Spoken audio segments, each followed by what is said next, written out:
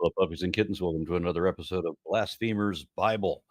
And we're getting to Joshua 11. And anybody have any opening comments? How's everybody doing today? Good. You know, I'm doing just all right. I did decide to kind of start on potentially new series. I don't know what I'll make of it. I was kind of inspired by. Have you guys seen Mini Minuteman? Mini Minuteman, no. Oh, he's awesome. Love this. He's really good. Yeah. So like inspired by his awful archaeology series, I'm gonna be like, you know what? I'm gonna do something like this, but with biblical stuff.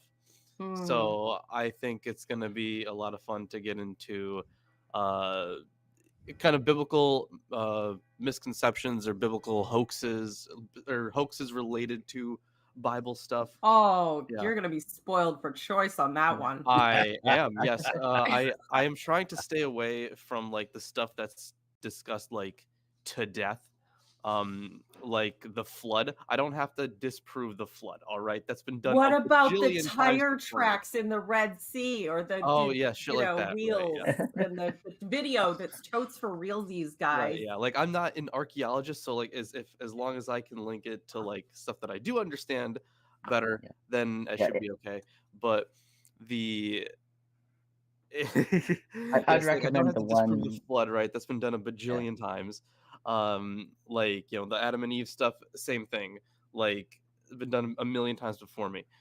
But yeah, like the Shroud of Turin is definitely on there. We got the date of Job. I want to talk about also the there was a couple of years ago, I think, they found out that some museums were storing fakes of the Dead Sea Scrolls, but that also, like, the thing is, they're just copies, right? Okay. Yeah, but they weren't marketed as copies; they were marketed as real ones. So now there is at least some small amount of the population who think that the Dead Sea Scrolls themselves are fake, that they don't exist, or that they are entirely forged. And I'm like, no. So I'm gonna talk about something like that, right? But if they really want archaeological finds, all they have to do is break into Hobby Lobby's warehouses and they'll have all the stuff they want. Yeah. The Ark of the Covenant is there, right? Oh yeah, Ark of the Covenant, that's on the list too. Hey, Lawrence, if you ever want to talk about the Mount Ebal Yahweh inscription, I'm down. I've read the all the relevant research on it. And I've been working with Dr. Kip on putting together an episode. He's just been so busy, but I'm down if you ever want to talk about that. All right, fantastic. I'll put that on the list. A recommendation for Mini Minuteman's archaeology series that's relevant, I think, to this channel would be the one on the Nebraska man. That's a really good one.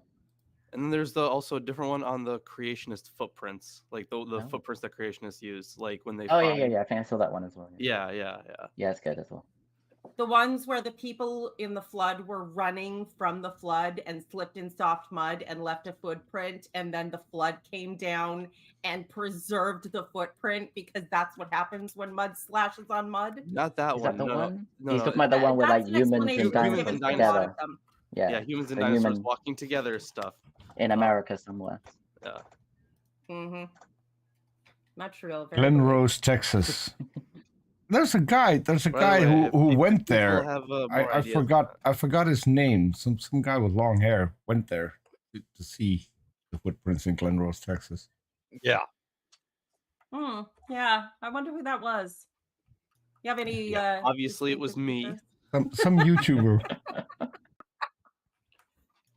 And as we speak, Dave Bisbee is giving a presentation on dinosaurs and the gospel at ICR. I wanted to be there. I wanted to gather some people with cameras, but I realized I couldn't tell when it was. I finally found when it was. It's right now, and there's even if I had forewarning, I wouldn't be able to get enough cameras and mics down there to both record his presentation and then the confrontation thereafter, because I made a 32-part series trashing the movie and series that these people make, trying to mislead people in education, just listing all the fucking lies. And I would have loved to have met that real life Barney Rubble, and and have a confrontation with him on video. That would have been hilarious. I think But, that's an oh, insult well. to Barney Rubble. All right, who are we slaughtering mercilessly today and crushing their bones and hearing the lamentations of the women? Because that's what our loving God desires. Well, I think Hatzor, Everyone. right? Yeah, I mean, it's a combination of this, and you have on chapter 12 as well. Basically, Yeah. all those were killed. All the kings were killed. Well, it's a recounting. Yeah, but it includes others, you know. Yeah, some that we didn't get a story about killing. Yeah. Well, at this point, I mean, 57 kings later, I can't really go into great detail. You just, I think the next chapter is the one where he's old too, right? Where like a lot of time has passed. That will No, be 13, I think. That's 13. Yeah, Okay. 13. Yeah, 13. Yeah. So I think Yeah, 11 after the is list of like kings. 11 is. I take that back. The thing said it was supposed to be on the 2nd, but here I see that it's actually the 14th. Okay. Pi Day. Bring someone incognito to film you because you look a bit distinctive. As long as nobody in the chat lets them know that I'm coming. If you want to go incognito and not be recognized, you should wear like a big hooded robe. No one will know it's you. Or have it. That's inconspicuous. Personally, You could do a man bun. Oh, no. You know what you need? You need something that's very different from your normal attire. My sister's fiance has this big, fluffy rainbow sweater with I am Kenough on it from the Barbie movie. I think that would be perfect. To try to sneak into a right-wing Christian nationalist organization. I'm just trying to give it something that won't look like you. I think honestly, the combination of your like devilish features, aesthetic, and the Kenough rainbow might just make their heads explode and they wouldn't know what to do, and their tiny brains would shut down. Or just a nun habit that works. Okay. Joey, I think who's reading today? I think I'll volunteer Isaac because I want to do Oh, chapter 12. Yeah. Sure. Oh, because of all the Hebrew. Yeah, because it's Hebrew. Okay. Sure. I was like, is this Torah want to do chapter 12 because I haven't read. The number's just one, right? Kind of. Just one. But multiple times, right? So you gotta be like, wow, addition. Oh, it's mathematics. All right. I haven't actually read in a while, so here goes. Joshua 11 from the JPS. When the news reached King Yavin of Hatzor, he sent messages to King Yovav of Madon, to the king of Shimron, to the king of Achshaf, and to the other kings in the north, in the hill country, in the Arabah, south of the Kinneret, in the lowlands, and in the district of Dor on the west. To the Canaanites in the east and in the west, to the Amorites, the Hittites, Perizzites, Jebusites in the hill country, and to the Hivites at the foot of Hermon in the land of Mitzpah. They took the field with all their armies, an enormous host, as numerous as the sands of the seashore, and a vast multitude of horses and chariots. All these kings joined forces. They came and encamped together at the waters of Merom to give battle to Israel. But God said to Joshua, "Do not be afraid of them. Tomorrow at this time I will have them all lying slain before Israel. You shall hamstring their horses and burn their chariots." So Joshua, with all his combat troops, came upon them suddenly at the waters of Merom and pounced upon them. God delivered them into the hands of Israel, and they defeated them and pursued them all the ways to the great Sidon and Misrephoth Maim, and all the way to the valley of Mitzpeh on the east. They crushed them, letting none escape. And Joshua dealt with them as God had ordered him. He hamstrung their horses and burned their chariots. Joshua then turned back and captured Hatzor and put its king to the sword. Hatzor was formerly the head of all those kingdoms. They prescribed and put to the sword every person in it. Not a soul survived, and Hatzor itself was burned down. Joshua captured all those royal cities and their kings. He put them to the sword. He prescribed them in accordance with the charge of Moses, the servant of God. However, all those towns that are still standing on their mounds were not burned down by Israel. It was Hatzor alone that Joshua burned down. The Israelites kept all the spoil and cattle of the rest of those cities as booty, but they cut down their population with the sword until they exterminated them. They did not spare a soul. Just as the Lord had commanded his servant Moses, so Moses had charged Joshua, and so Joshua did. He left nothing undone of all that God had commanded Moses. Joshua conquered the whole of this region, the hill country, the Negeb, the whole land of Goshen, the Shephelah, the Arava, and the hill country, and the coastal plain of Israel. Everything from Mount Halak, which ascends to Seir, all the ways to Balgad in the valley of the Lebanon, at the foot of Mount Hermon, and he captured all the kings there and executed them. Joshua waged war with all those kings over a long period. Apart from the Hivites who dwelt in Gibeon, not a single city made terms with the Israelites. All were taken in battle, for it was God's doing to stiffen their hearts to give battle to Israel, in order that they might be proscribed without quarter and wiped out, as God had commanded Moses. At that time, Joshua went and wiped out the Anakites from the hill country, from Hebron, Devir, and Anav, from the entire hill country of Judah, and from the entire hill country of Israel. Joshua proscribed them and their towns. No Anakites remained in the land of the Israelites, but some remained in Gaza, Gath, and Ashdod. Thus Joshua conquered the whole country, just as God had promised Moses, and Joshua assigned it to Israel to share according to their tribal divisions, and the land had rest from war. Which you wouldn't have had a war in the first place if God was anything he's described to be, because then you would have policies that people would embrace, and God's children, all of them, would be able to cohabitate productively. All of them would be under the guidance of the same God. We wouldn't have to have faith to believe in him. We would know that he was there, and we'd know that he cares about all of us. And so we wouldn't have anybody killing everybody. And does anybody know what hamstringing horses is? I do. And if I meet God, I'm going to hamstring him and then cut off his kneecap and keep it as a shield. So what hamstringing is so you cut the tendon at the back of the horse's foot so that they can't stand, so that a horse can't get up.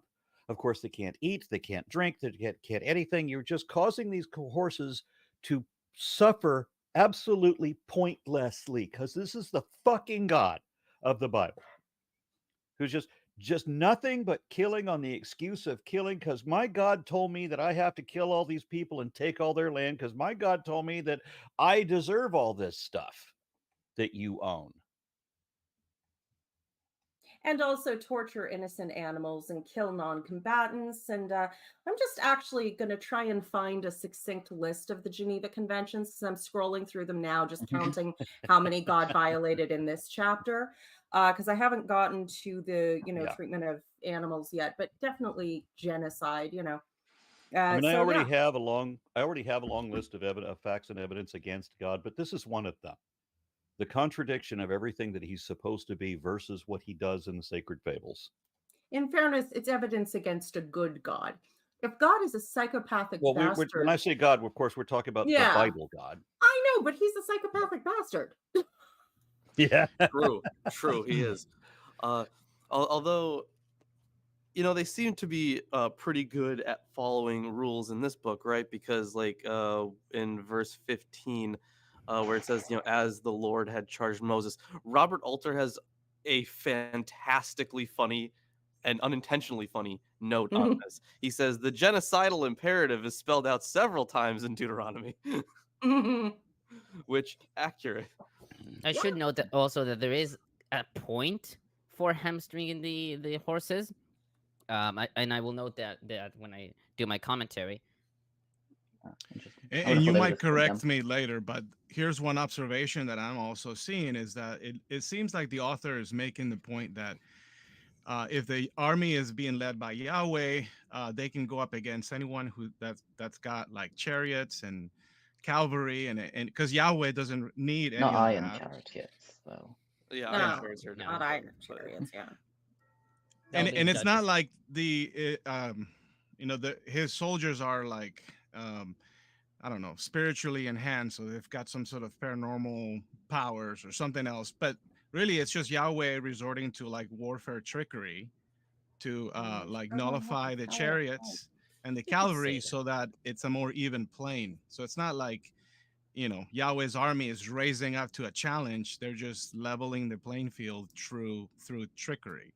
You know what I find incredibly funny is, remember Oved, how he keeps going on and on about how there's no contradictions in the Bible, and there's all those lists of in war, like literal direct contradictions of 50 versus 500 given the same number in the same story for the, do accounts of the same story, and it's like vastly different numbers. And he comes up with this whole contrivance about how, they took the enemy chariots and put their own flags on them and used them, and they switched out horses and blah blah blah blah blah. According to this actual scripture in the Bible, no, the fuck they didn't. They destroyed the enemy's chariots and horses needlessly. Literally, the Bible contradicts the excuses he makes to try and make the Bible not be wrong.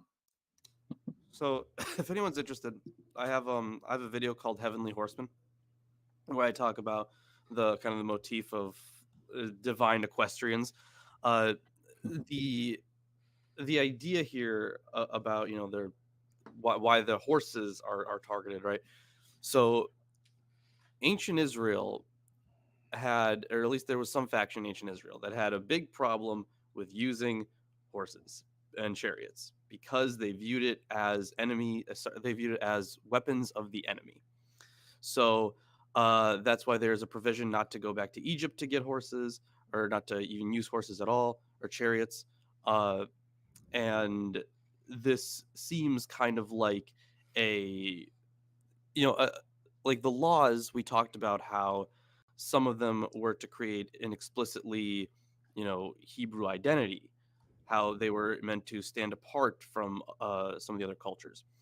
And this is one of those many things. So like the reason why God has issues with iron chariots, the reason why, and the thing is, we actually do, there's a vision, I forget where it is, but there is a vision where I think it's in the Deuteronomistic history, I'm pretty sure.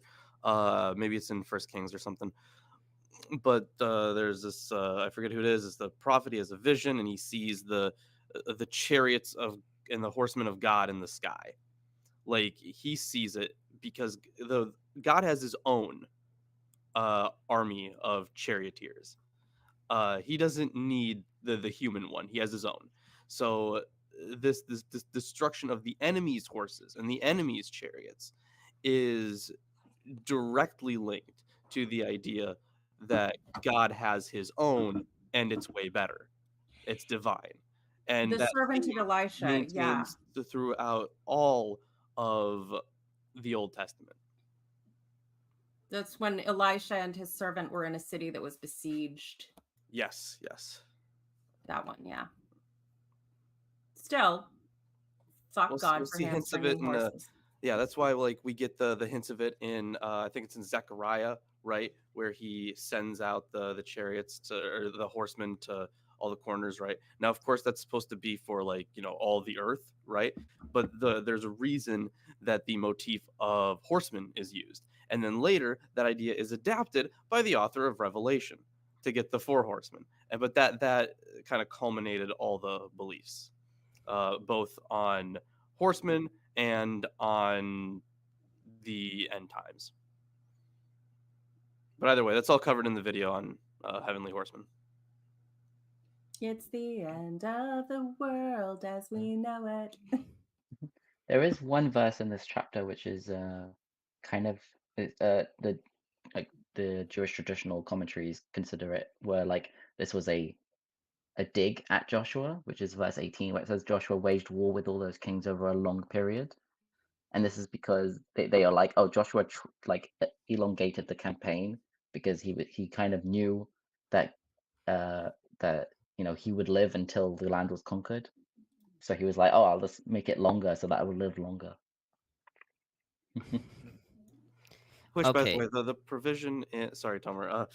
Which, by the way, the provision like this story, it does share like similarities to the last chapter, right?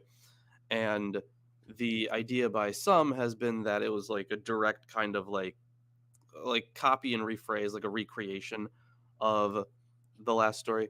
But I mean, I don't really see it exactly. Like, I don't think it was fully meant to be like that. Maybe it's supposed to parallel it, but I don't think it was created as a direct literary, like a direct literary creation based off of the first one. It's just meant to be some parallelism.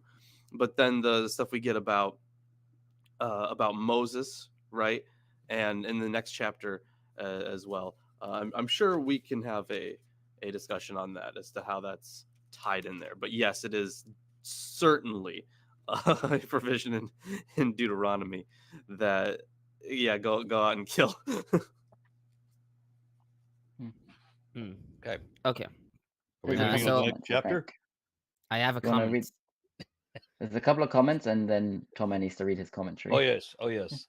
Jeff, Yeah. say this again. Jeff Bishop says, Aaron, Aaron, please.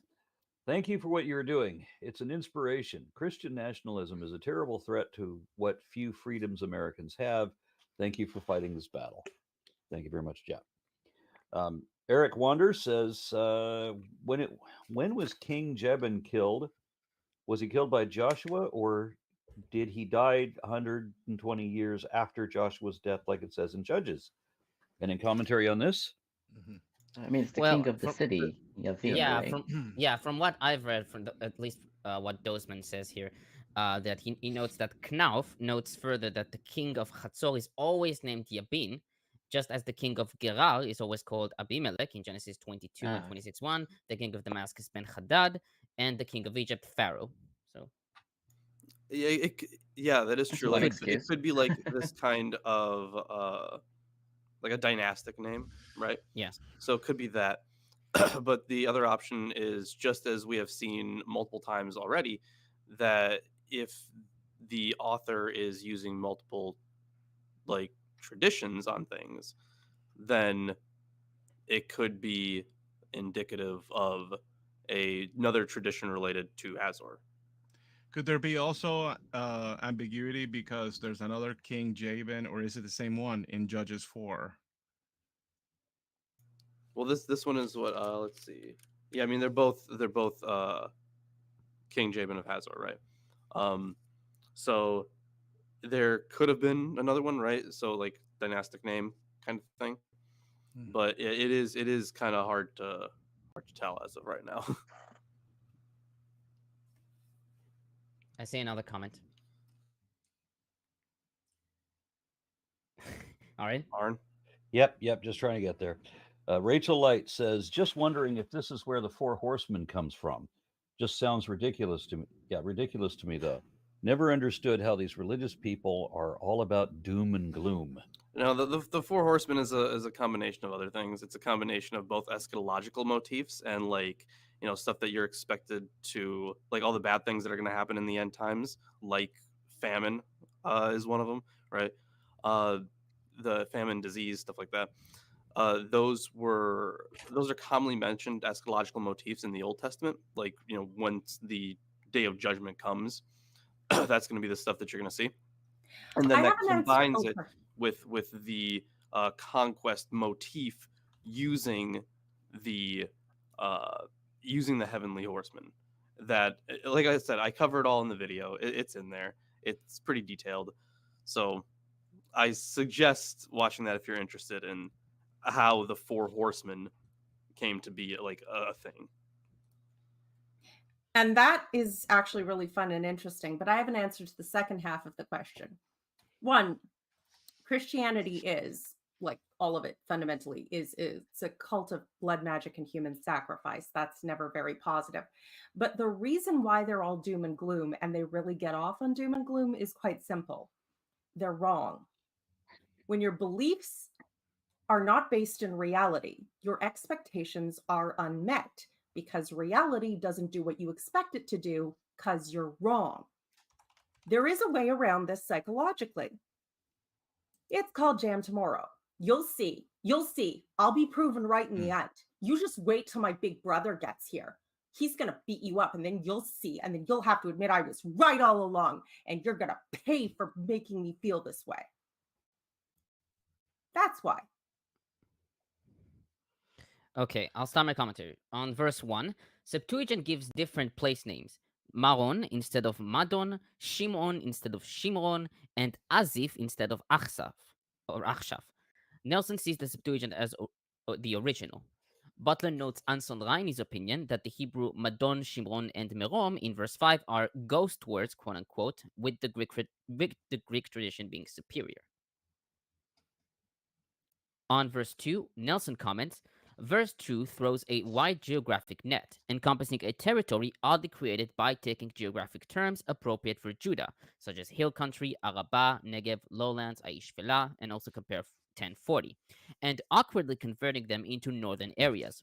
The hybrid result describes an Arabah of the Jordan Valley, as in 12.3, south, as a reflection of Negev, of Lake Kinneroth, and an otherwise unknown northern Shephelah.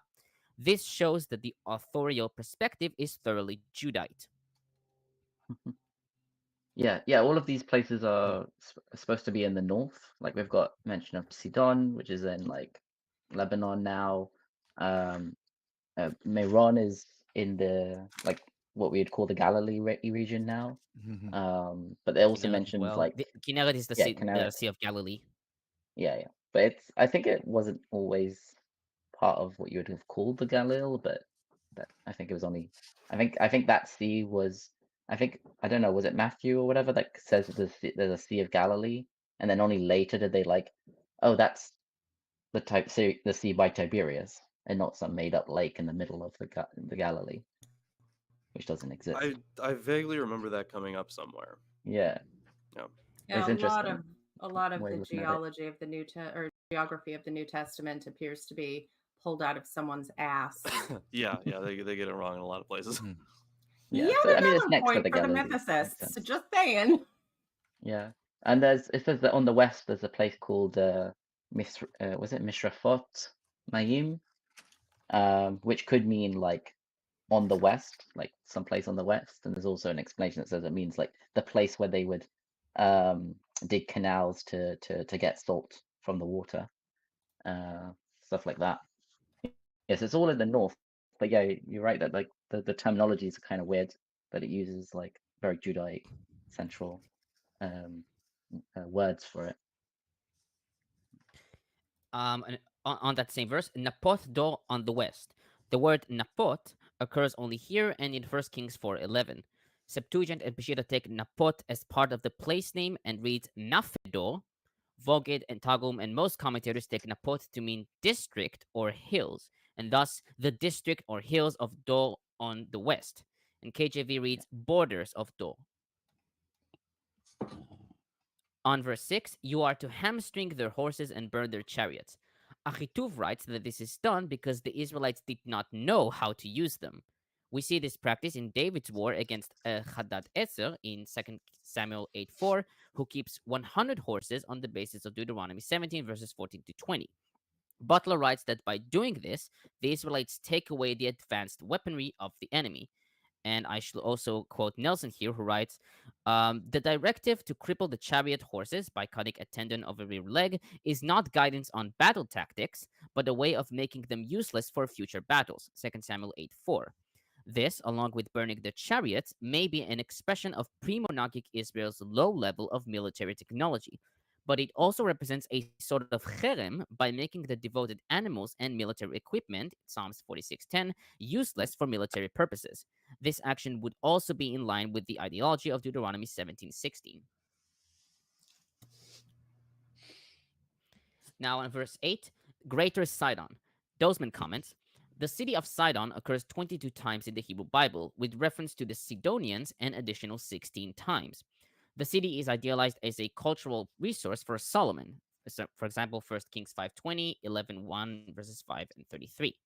And is condemned by the prophets, Isaiah 23:2, 4 and 12, Jeremiah 25:22, Ezekiel 27:8, etc. The relationship of Sidon to the idealized boundaries of the promised land is ambiguous. In some texts, it functions as a border, Genesis 49:13, or as part of the promised land, Joshua 19:28. Whereas in other texts, it is clearly outside of the borders, like Joshua 13:4-6 and Judges 1:31. The description of Joshua pursuing the enemy to Great Sidon suggests that it functions as the northern border of the promised land for the author of Joshua, unless it is a designation for the area controlled by the city, in which case the translation would be Greater Sidon. On that same verse, Misrefot Maim, literally burning water or burning west. This location appears here and in 13:6. Targum reads, the channels of waters, or sea ditches. And Rashi explains, they dug ditches and seawater would flow into them, and the water would be burned, i.e. evaporate, from the heat of the sun and turn into salt, end quote. This reading is favored by Kimchi, Ditrani, and Kara, who notes another opinion that this refers to hot waters, such as the hot springs of Tiberias. Similarly, Peshitta reads, the house of the gathering of water. Ahituv, however, writes that this is the name of a place. Dozeman notes Aharoni's identification of Misrefot Maim with the Litani River, and H.N. Rossel's identification at Khirbet el Mesherfe. Septuagint has Maseron, and Vulgate the waters of Masrofot. On verse 10, in the same verse, I just want to say, in the same verse it mentions Mitzpeh, which in verse 1 says Mitzpah. It's probably the same place. Yeah, like apparently the area near Hermon, near the mountain. Yeah. On verse 10, Chatzor had been the head of all these kingdoms. Zakovitch comments, it is unclear what's the point of placing this note here. It seems that its proper place is after verse 11 or verse 13 to clarify why Joshua burned it and only it.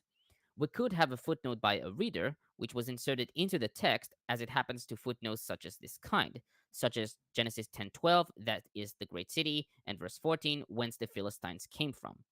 A similar historic note is found, historic quote-unquote note, is found in 1 Samuel 9:9. The note on Chatzor's main role fits in with its size and with its king at the head of the coalition.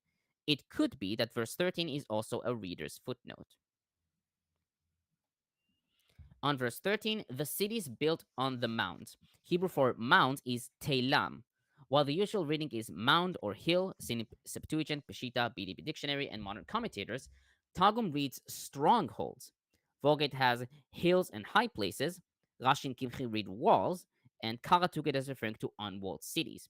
And Nelson comments, the point seems to be that other visible ruin mounds, either deserted or now occupied by Israelite towns, did not result from Israelite destruction, but already existed as such at the time of conquest.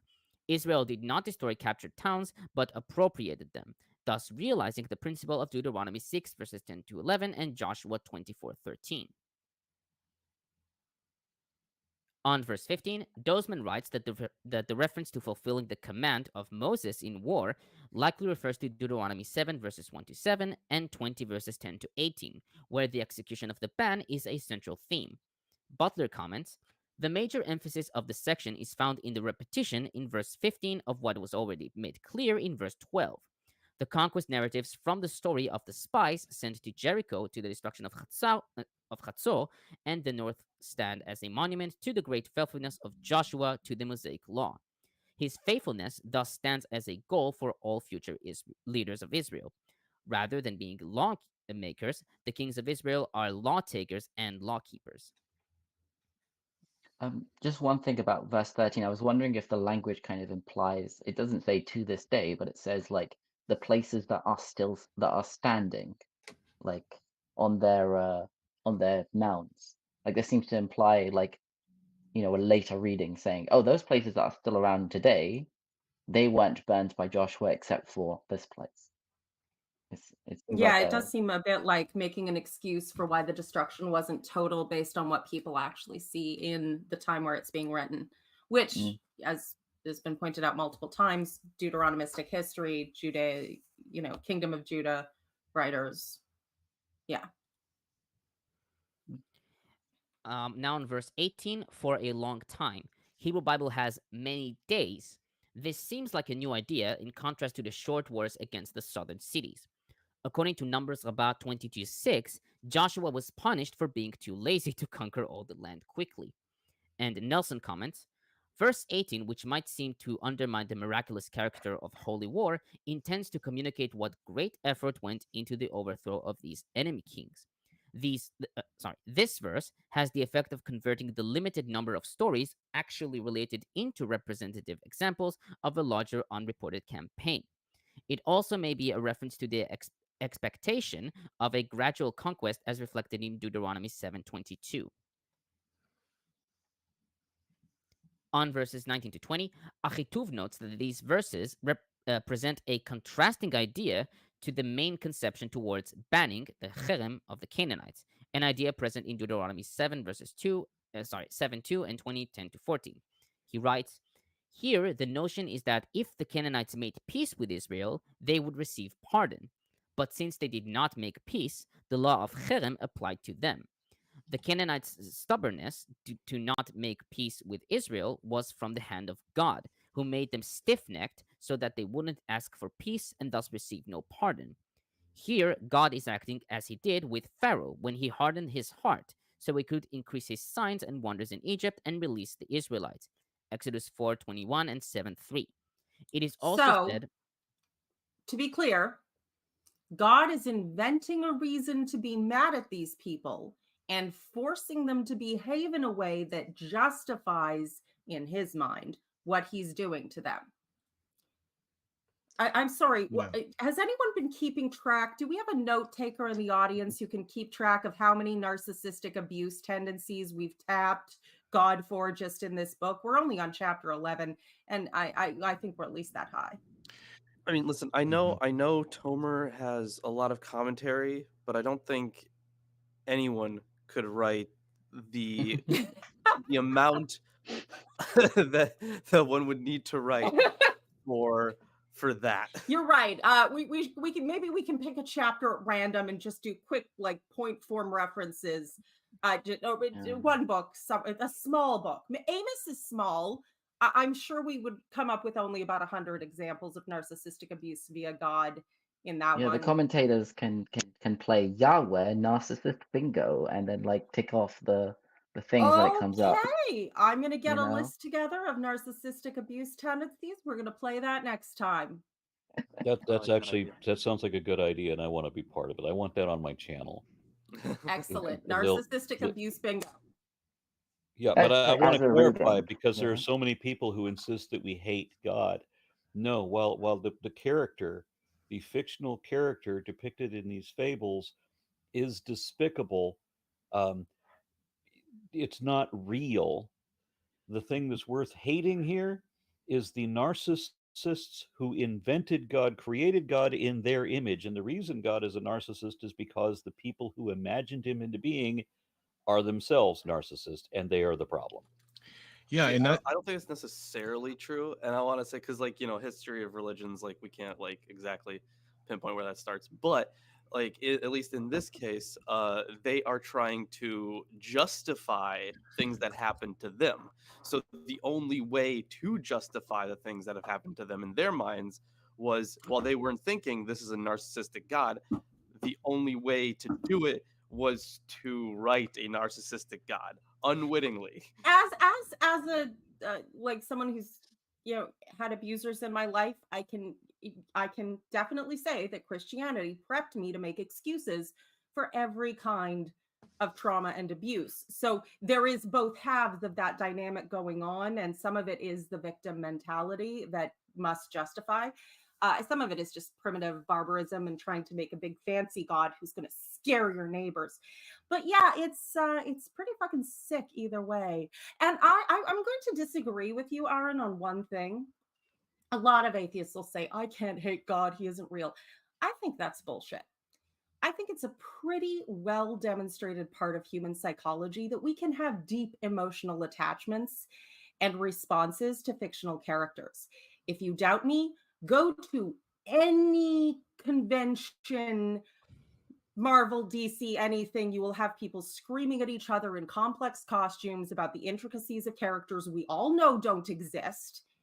And they're completely frantic about it. And that's fine. It's part of humanity. The connection, the empathy with characters, and the hatred of them. Fucking, if you watched Harry Potter growing up, tell me you don't hate Umbridge. But okay, Joffrey Lannister. Understand this. I hated Cinderella's stepmom in the Disney movie. I hated Nurse Ratched in One Flew Over the Cuckoo's Nest. Mm-hmm.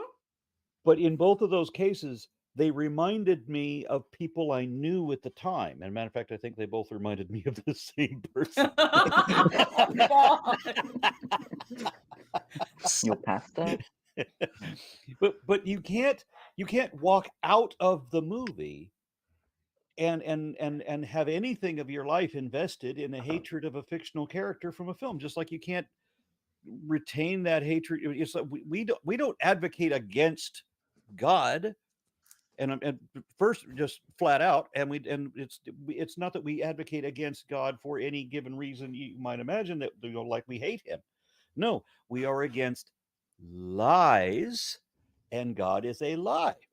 And that's why and a very dangerous one. I hate lies. I've always hate. And the last Christian who said, "Why do you hate God?" I'm like, "Because I hate lies." And they were like, "No, that doesn't. No." And to me, the thing that drives me nuts is how could you read a verse like 20, where the author is making it pretty clear that God has made it where it's impossible for there to be a peace treaty. Like it's the whole thing about the hardening of the heart. Like there's no other option. And it's because that's what the Lord had commanded Moses, who at this time is already dead. So it's like, just because God said it, it has to be done this way, no matter what, like what people try to do and argue, like this is how it's going to be, even if it means complete annihilation of a whole civilization. So that's just crazy how you can both hold the view that God is omnibenevolent and also believe in the biblical God that acts this way. Yeah. I noticed somebody in the comments that didn't even start till later, right? Sure. Someone in the comments says you lost this Aaron this time with 2 R's. Why? How is Aron Aaron? How is that such a difficult fucking name?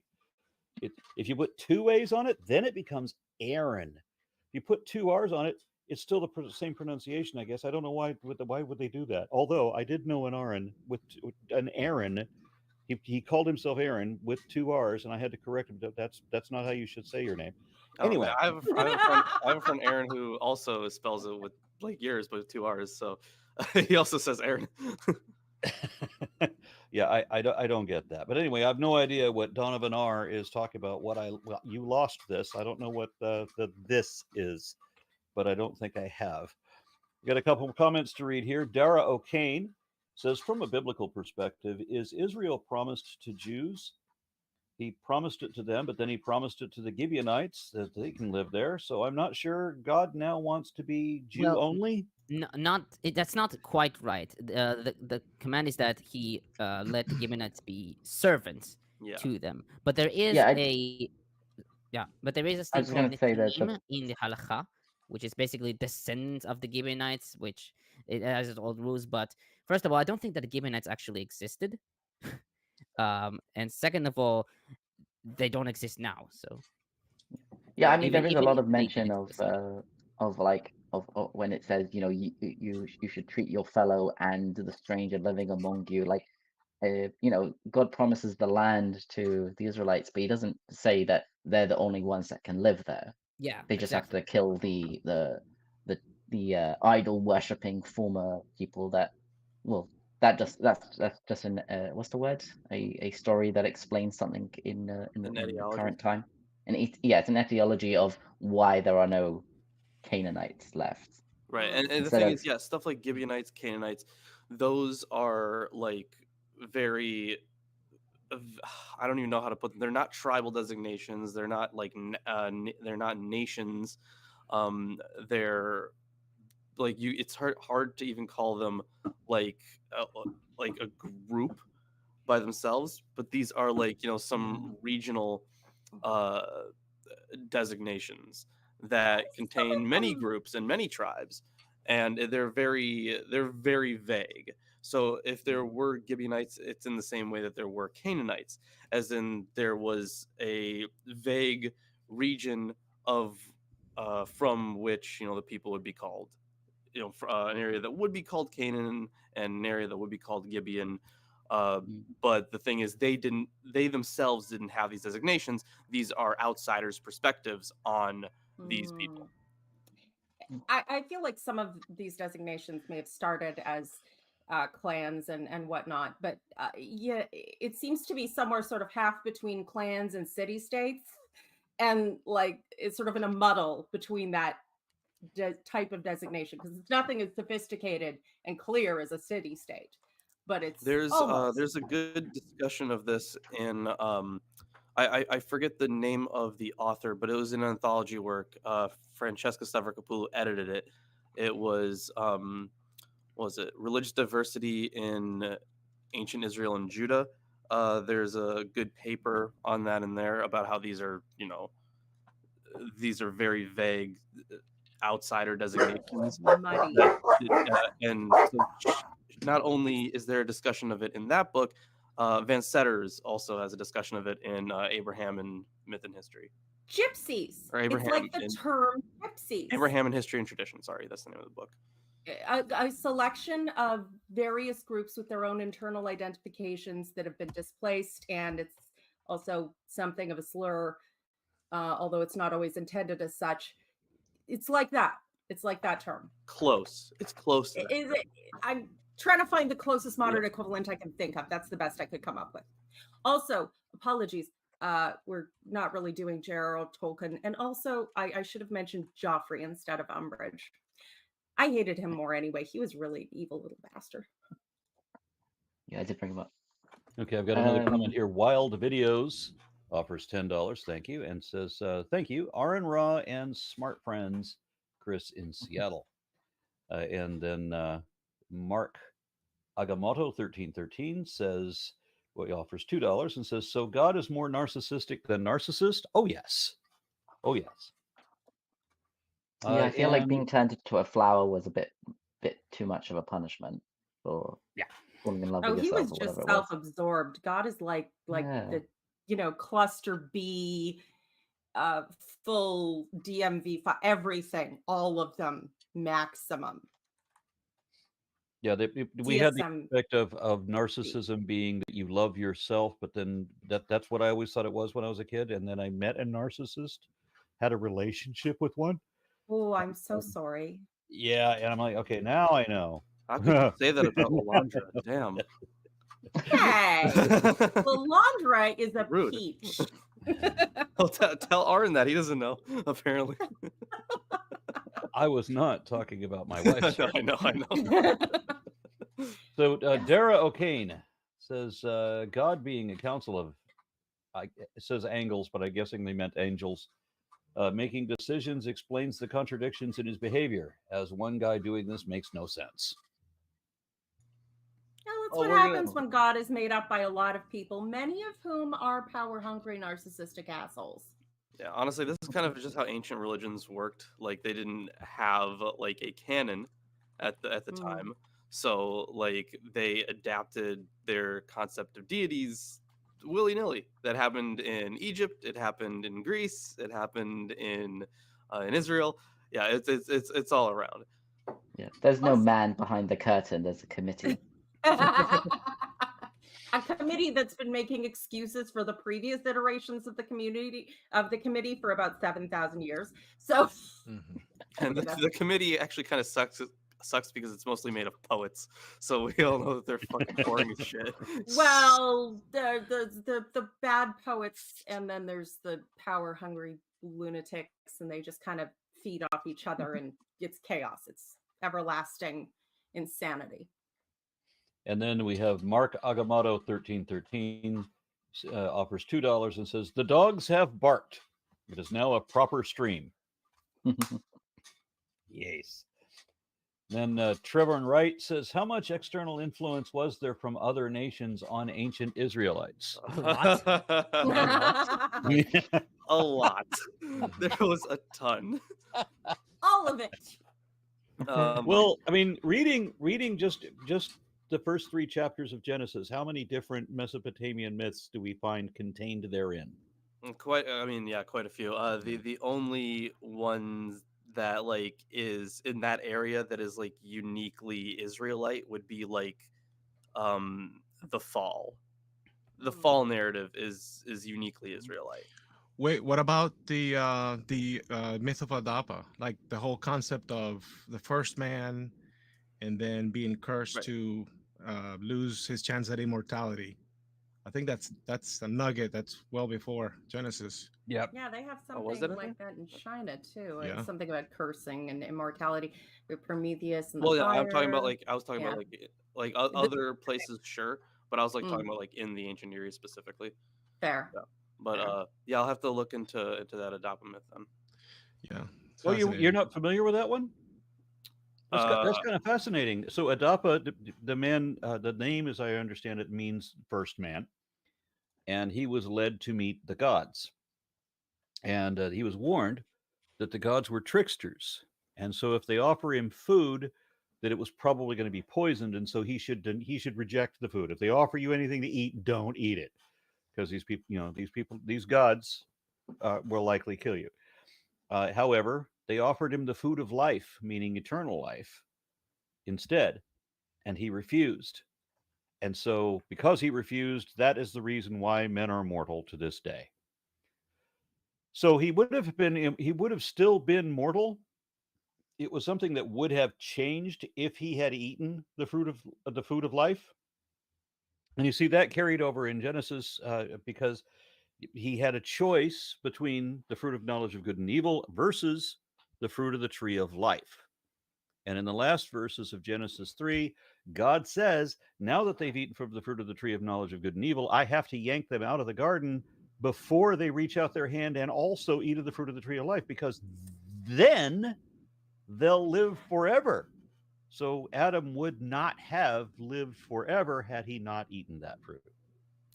Yeah, like I said, I have to look into it because like there's definitely like a parallel there. Absolutely.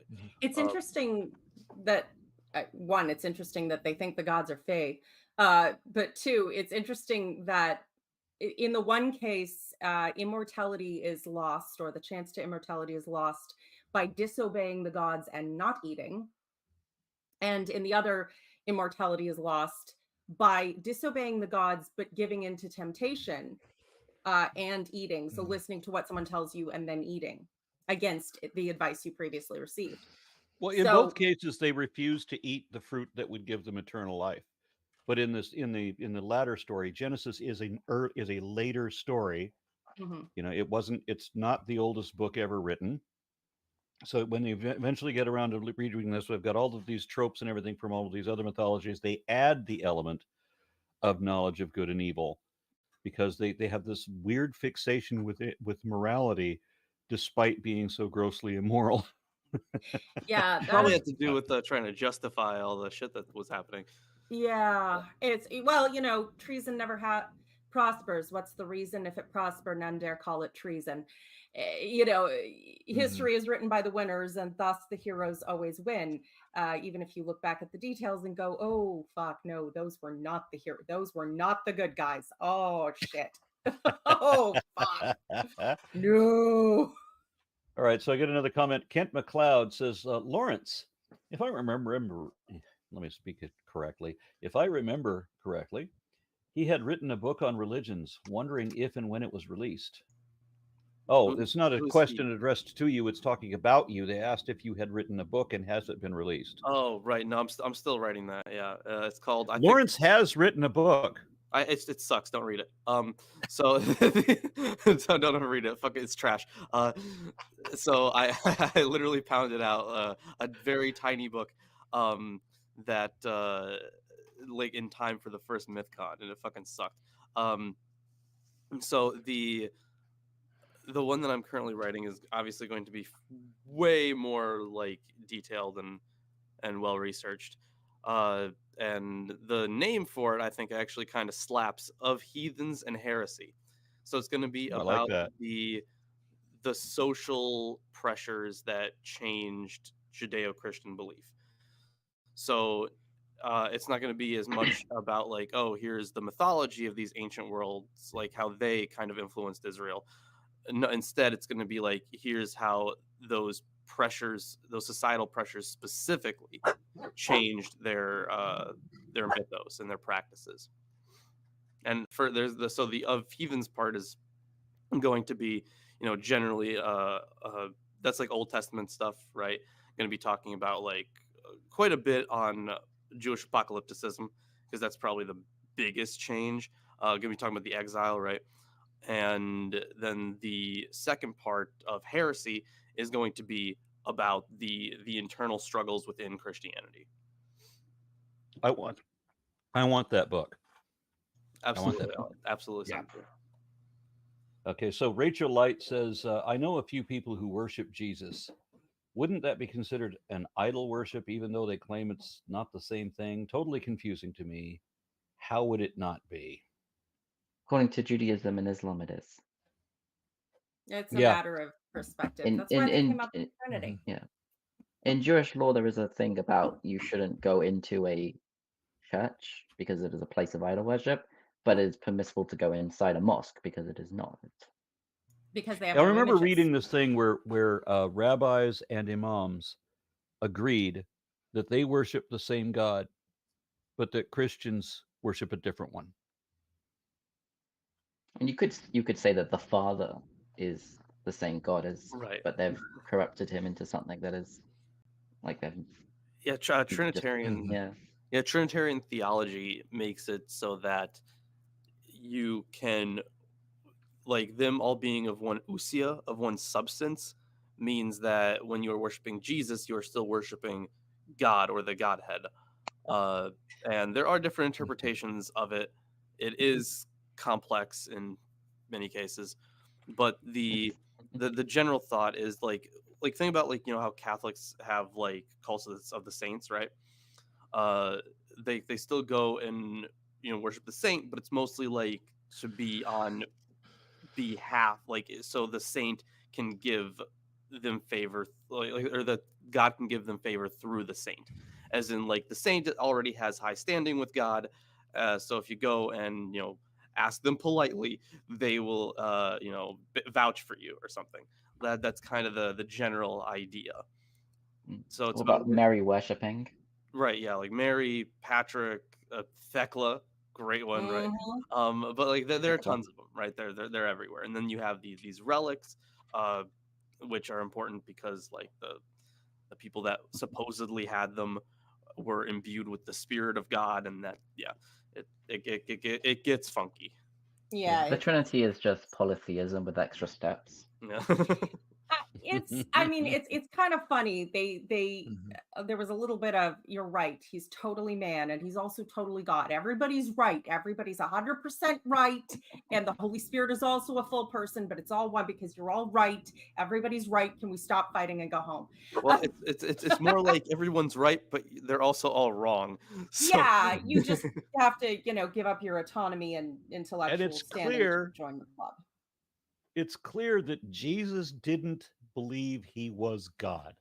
Yeah, it depends on your version. I definitely don't. I don't think he thought he was God. I think that because Jesus always only ever describes God as someone else, somewhere else, who knows things Jesus doesn't know and can do things Jesus can't do. Jesus is not an avatar of God in the video game that we call life. Because if Jesus was an avatar of God, then he would know everything that God knows. You play a video game and your character knows everything you know, right? Yeah. Well, no, not necessarily, because you still have to find the option to find out the information before you're given the dialogue choice to say that you know that information, even if you Googled it separately. Also, a good D&D player apparently separates their character's knowledge from their stuff, but that just means that the tomb was a respawn point, and so Jesus respawned. It's almost as if I went over some of this in my Trinity presentation. It's almost like I know. Which are you have to send me a link to like the mic you use, because I really do need an actual mic for that. You need a better mic. It was a good presentation, though. I enjoyed it. Yeah, if you could hear it. Yeah, Well, everybody pull together and get Lawrence a better mic. All right, Rachel Light says, "I know a few people who wait. I read that one. You read that one. All right, I'm sorry. Stomp. No. Whoa, how do I say this? Stomp. Stomp. Stomp. Or Saint Hump. Stomp 10. Saint Hump. Yeah. Okay, struggling with that one. Offers $5. Thank you very much, and says, "Have you all ever heard of the Black Hebrew Israelites? Of course. They believe African Americans are descendants of the Israelites, which is wild to me. Yes, I have encountered them twice. I have confronted them twice, despite some of them claiming that we are afraid to confront them. And on one of those occasions in New York, I happened to be wandering around Manhattan by myself when I ran into them, like right downtown, like around the corner from Trump Tower. There was a bunch of these Black Hebrew Israelites, and I didn't have anybody with me, no cameras, nothing. But I wandered into the fray, as it were, to have an argument with them. And I had a most amusing argument because they were insisting that science is wrong. Yeah. Because I guess knowledge can't beat make believe. But the argument that they were using was that fire needs oxygen, and yet the sun is on fire in space where there's supposedly no oxygen, and somehow I guess that means that there's no such thing as outer space. I don't know what the fuckheadery was about their argument. Yeah, but what I tried to bring up is that, well, the sun is not fire, because fire is chemical oxidization. That's true. But the sun is the fourth state of a fourth state of matter called plasma, and so that's nuclear forces, doesn't require any oxygen. And they start arguing with me. I'm like, look, you've all got cell phones. Pull out your cell phone and look up plasma, fourth state of matter. It'll show you that I'm right.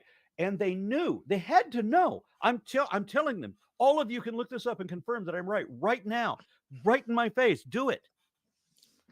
And they refused. And the only reason I can think of why they would refuse is because they know that I'm right and that they're full of shit. But they want to make believe, and the make believe matters more than morality. So the Black Hebrew Israelites, who build themselves, or others have billed them as being so damned intimidating, turned their backs to me, all of them, to have the argument together facing away from me, so that I was now no longer part of the circle. So I will say there are different groups of BHI. Like some of them are like, been around since like the late 1800s as just like a new religious movement, kind of like Mormonism, or what else came about that time. Like it's just like a Christian group. But there are some groups that are like the ones that dress funny and insult people on street corners. Oh, yeah. Assholes. Good to know. Do they think that all Black people are descended from Jewish people, or that some Jews ran away from the destruction of Israel and maybe are now represented in certain tribes in certain areas? I'm sure there's varied ideas, but one of the big ones, which is really interesting, is that it's specifically African Americans, because they're the ones who went into the slave trade, and that was prophesied. How the fuck does that make any sense?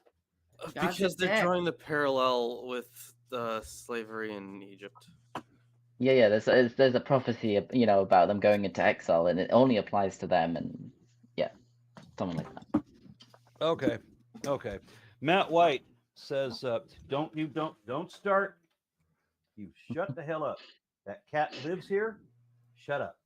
Wow, Matt White. Thank you for that comment. That's the best comment, Matt White. Matt White says, Lawrence, in Campbell's Hero with 1,000 Faces, he writes on the set of story tropes in every mythic hero. How many of these apply to biblical characters? I mean, quite a few. But like the thing is, sometimes some story beats are taken out, or sorry, not taken out, but like not included.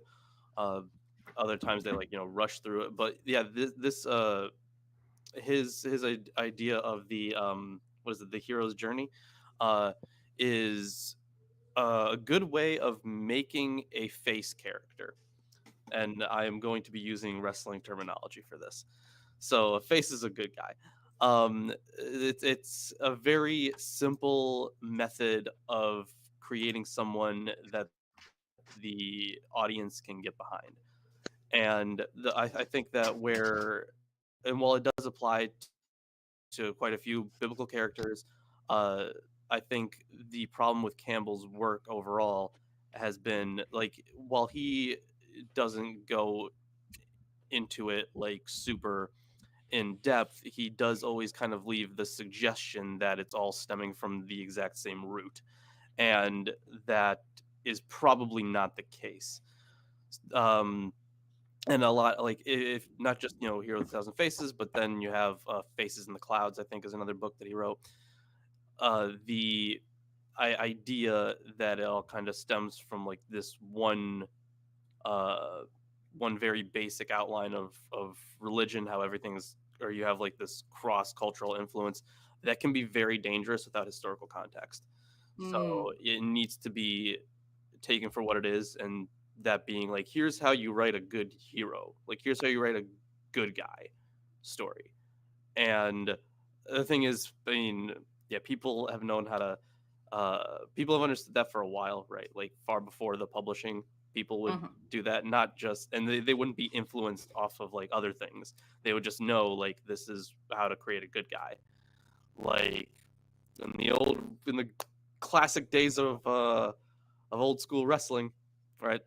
They already were creating heroes, and then step by step kind of thing. Like they weren't like modeling it off of like other myths and tales. They just knew what they wanted to see. They knew what a good guy for them was.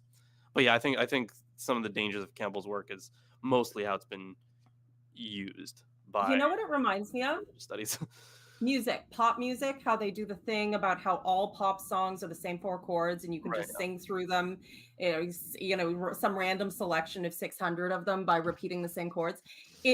I don't think that's always intentional. It just naturally sort of follows from the scale that we've set, the music theory we have. So. Yeah, and not just that, but like, this is just what people like hearing.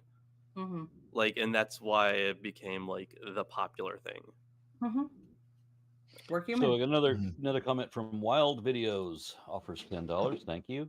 It says, question: how do Bible believers rationalize it's okay for their all good and all powerful God to create sin and other bad things?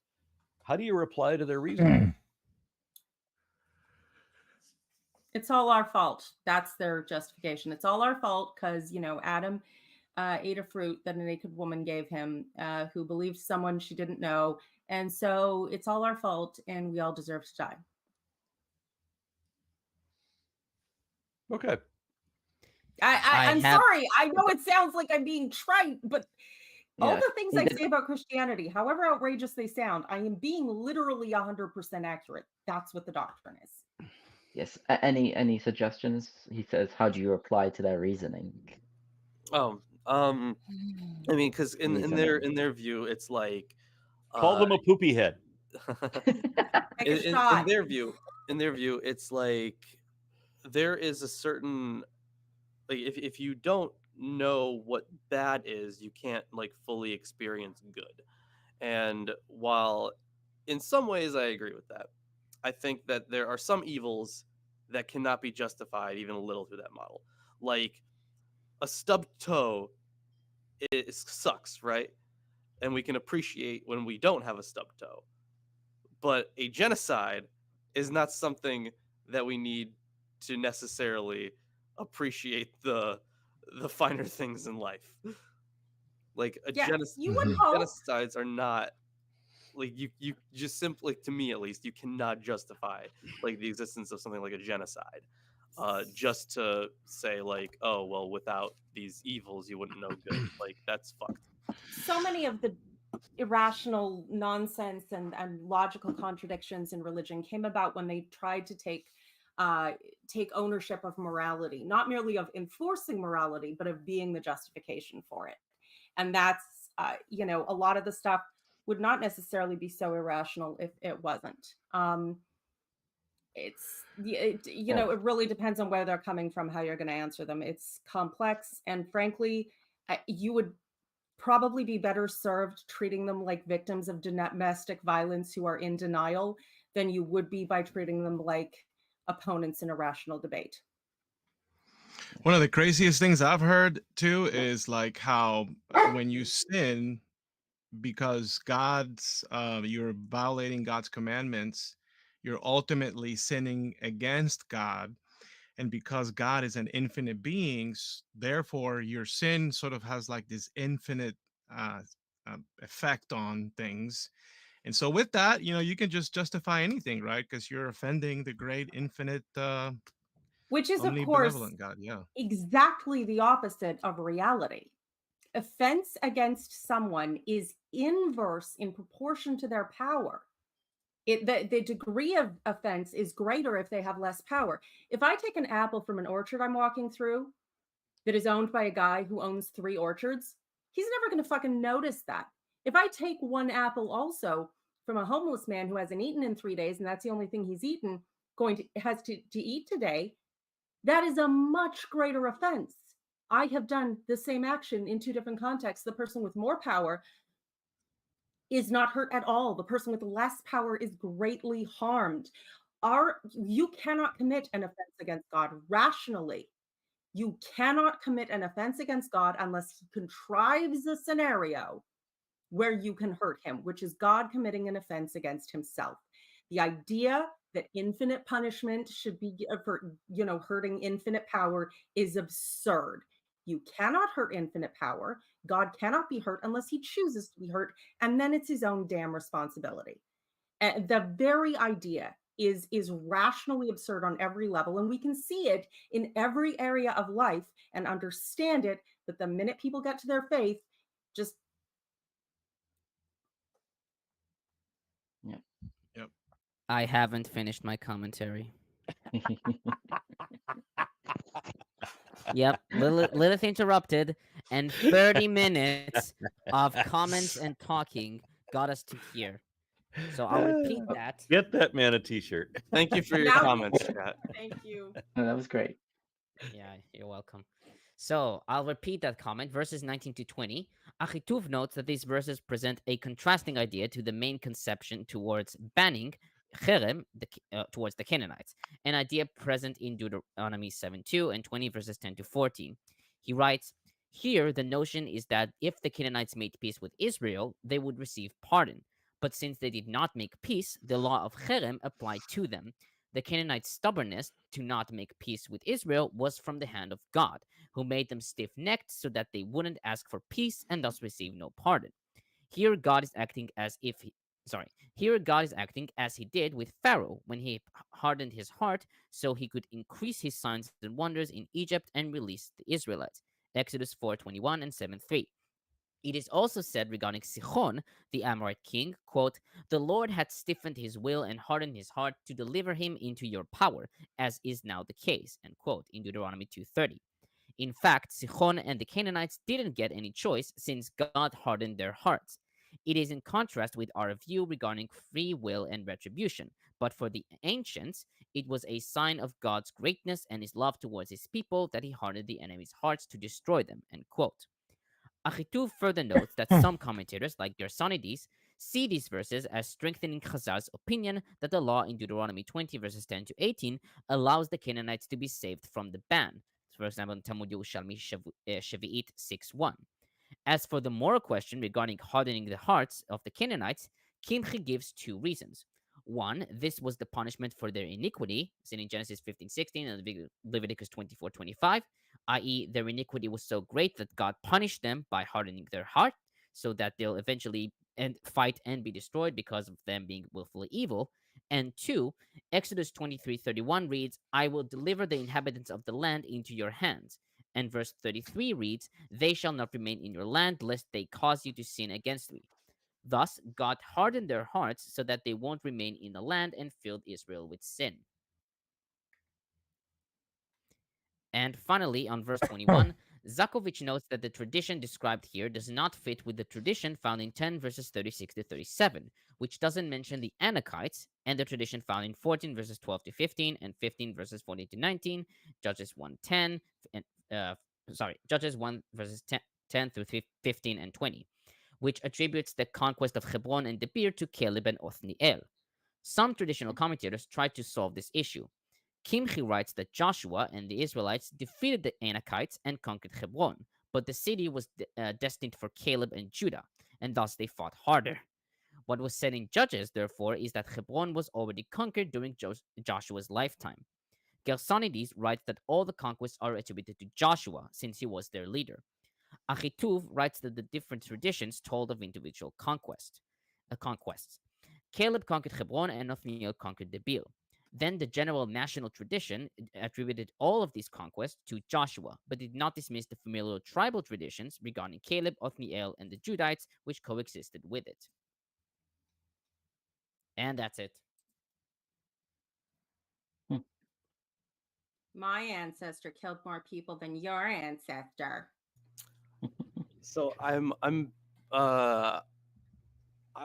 just have something rolling around in my head right now about the increasing of signs and wonders. So it is a motif that has popped up multiple times, and I feel like I haven't actually read like a good like discussion on that. Like I haven't read a good portion of a commentary or like a book relating to it or a paper on it or anything. But I feel like that's something we should also keep note of, because if you remember the thing about the sun stopping, right? It was so Joshua could keep going, right? So if we have this motif of increasing signs and wonders, I forget where, because we definitely have it in Deuteronomy. I don't remember if we have that phrasing in the rest of the Torah, though. We might have that phrasing in there, but I'm not sure. Or like the motif, right? Like where there is a certain period of time, or like the goal is to increase signs and wonders. Now I know by the end of the Bible, we're certainly going to have a lot more of that, but I'm just wondering if this was a Deuteronomistic thing, or if it was a greater biblical motif. That's just kind of me. I don't know. Talking What context do you? you? I mean, the plagues are kind of like that way. Possibly. Well, because it makes me think of the Elisha, I want a triple portion of the spirit that's on you with Elijah. And we talked earlier about how Christians utilize this idea of the mentor passing the torch, and Joshua or Elisha or whatever getting a greater portion of basically God magic, Holy Spirit, but they're never as famous or renowned as the mentor.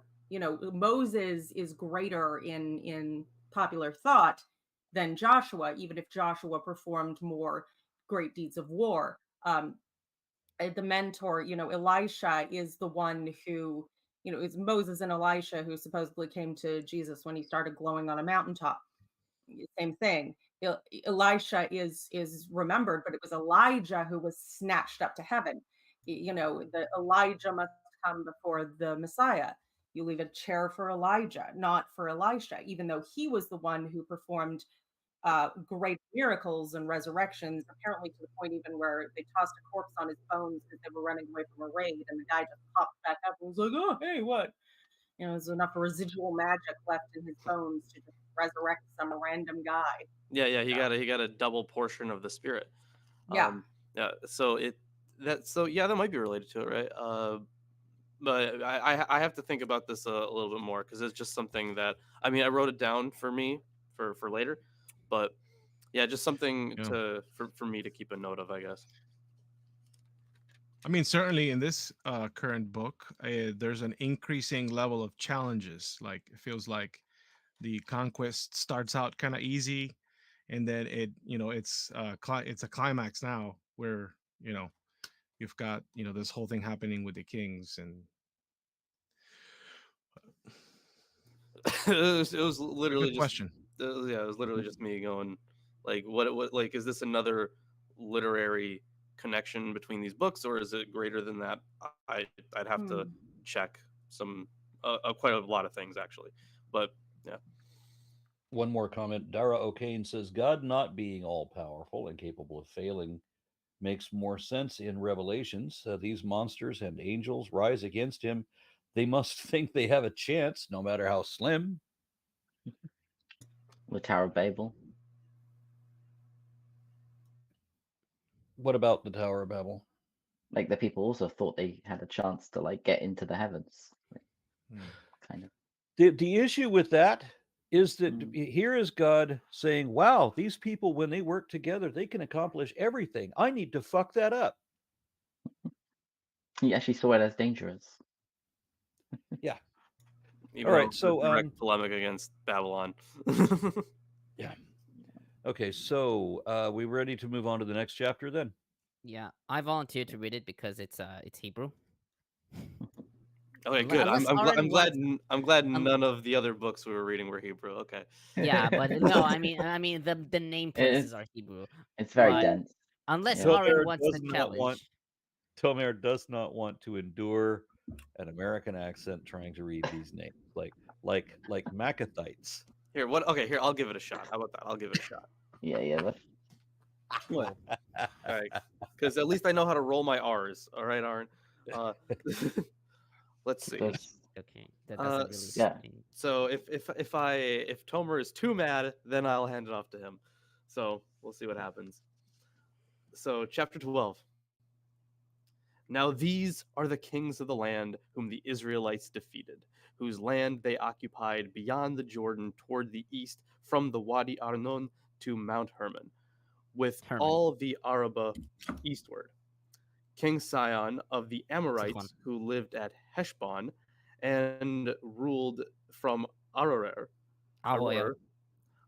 which is on the edge of the Wadi Arnon and from the middle of the valley as far as the Wadi Jabok, the boundary of the Ammonites. Well, it's Yabok, okay. That is half the Gilead. And the Arabah to the sea of Kinnereth. Kinnerot, okay, gotcha, okay. Eastward and in the direction of, well, okay, I'm gonna, because there is a J here. Is that one also supposed to be a Y? Yes. Yeah. Okay. So it's Beth Yeshimoth to the sea of the Arabah, the Dead Sea, southward to the foot of the slopes of Pisgah, and King Og of Bashan. It's just there is a note here that says that is from the Greek, but the Hebrew has the boundary of King Og. Yeah, territory, Gvul. Yeah, I'm sure Tom is going to have quite a bit of commentary on this because apparently it's badly written. No, not a lot. It's only 12 pages. One of the last of the Rephaim, which we did, I remember talking about that, but the thing with the Rephaim, who lived at Ashtaroth and at Edrei, and was it Edrei? Okay. And maybe just too much Greek in my head. And ruled over Mount Hermon. Yeah, it was fine. Just and Saleka, and all Bashan to the boundary. Wait, sorry, what? It's Salcha. Salcha. Okay, I would not have known that. Yeah. Yeah, sometimes the English spellings are really bad. Sometimes they're very close. It's the transliterations aren't great. No. Yeah. To the boundary of the Geshurites and the Maccathites, sorry. Maachites, that's sure. And over half the Gilead to the boundary of King Sihon of Heshbon. Sihon. Moses, the servant of the Lord, and the Israelites defeated them, and Moses, the servant of the Lord, gave their land for a possession to the Reubenites and the Gadites and the half-tribe of Manasseh.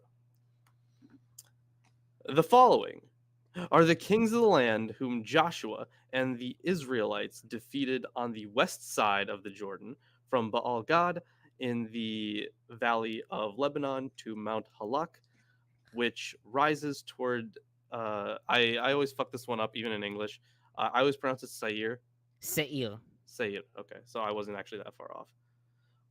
And Joshua gave their land to the tribes of Israel as a possession according to their allotments in the hill country, in the lowland, in the Araba, in the slopes, in the wilderness, and in the Negeb, the land of the Hittites, Amorites, Canaanites, Perizzites, Hivites, and Jebusites.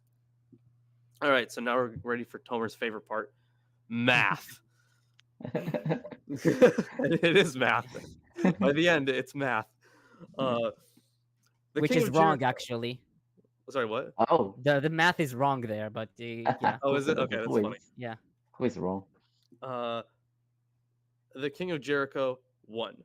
The king of Ai, which is next to Bethel, 1.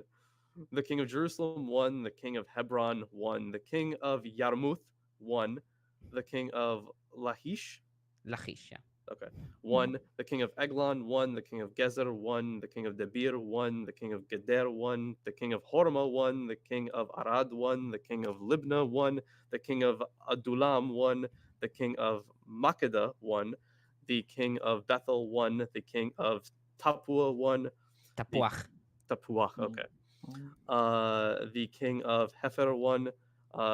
The king of Afek, 1.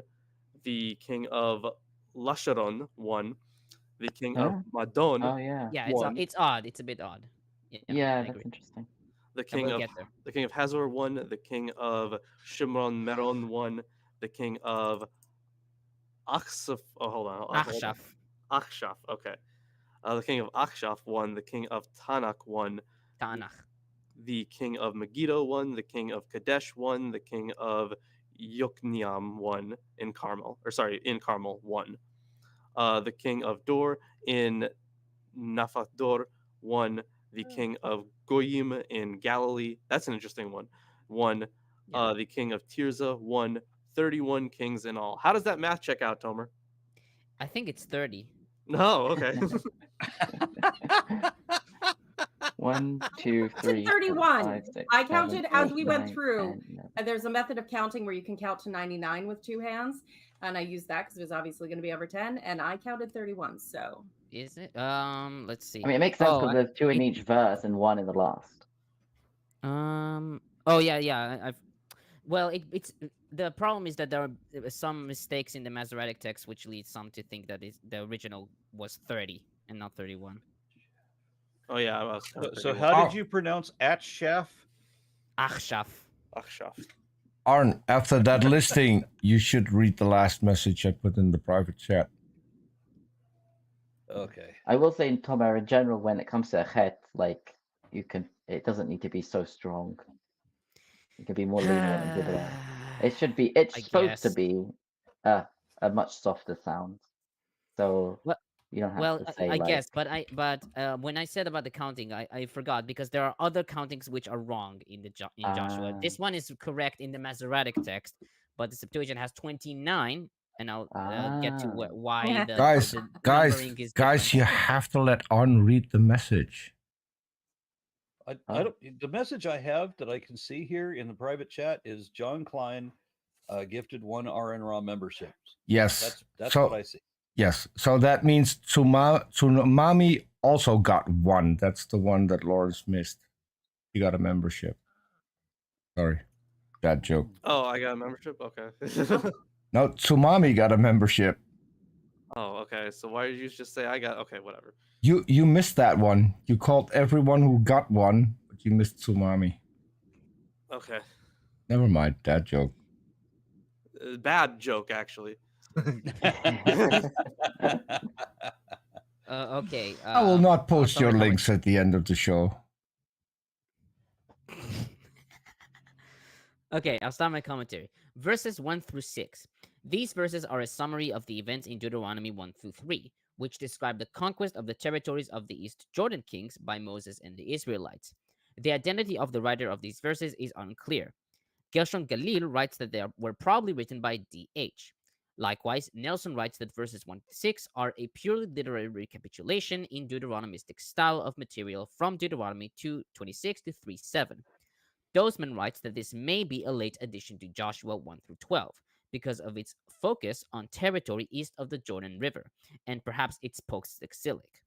Butler writes that the list may be a literary compilation, but it used dependable sources, and that verses 1 through 6, quote, represent the ultimate editor's summary of the material in both Deuteronomy 1 through 3 and Joshua 11.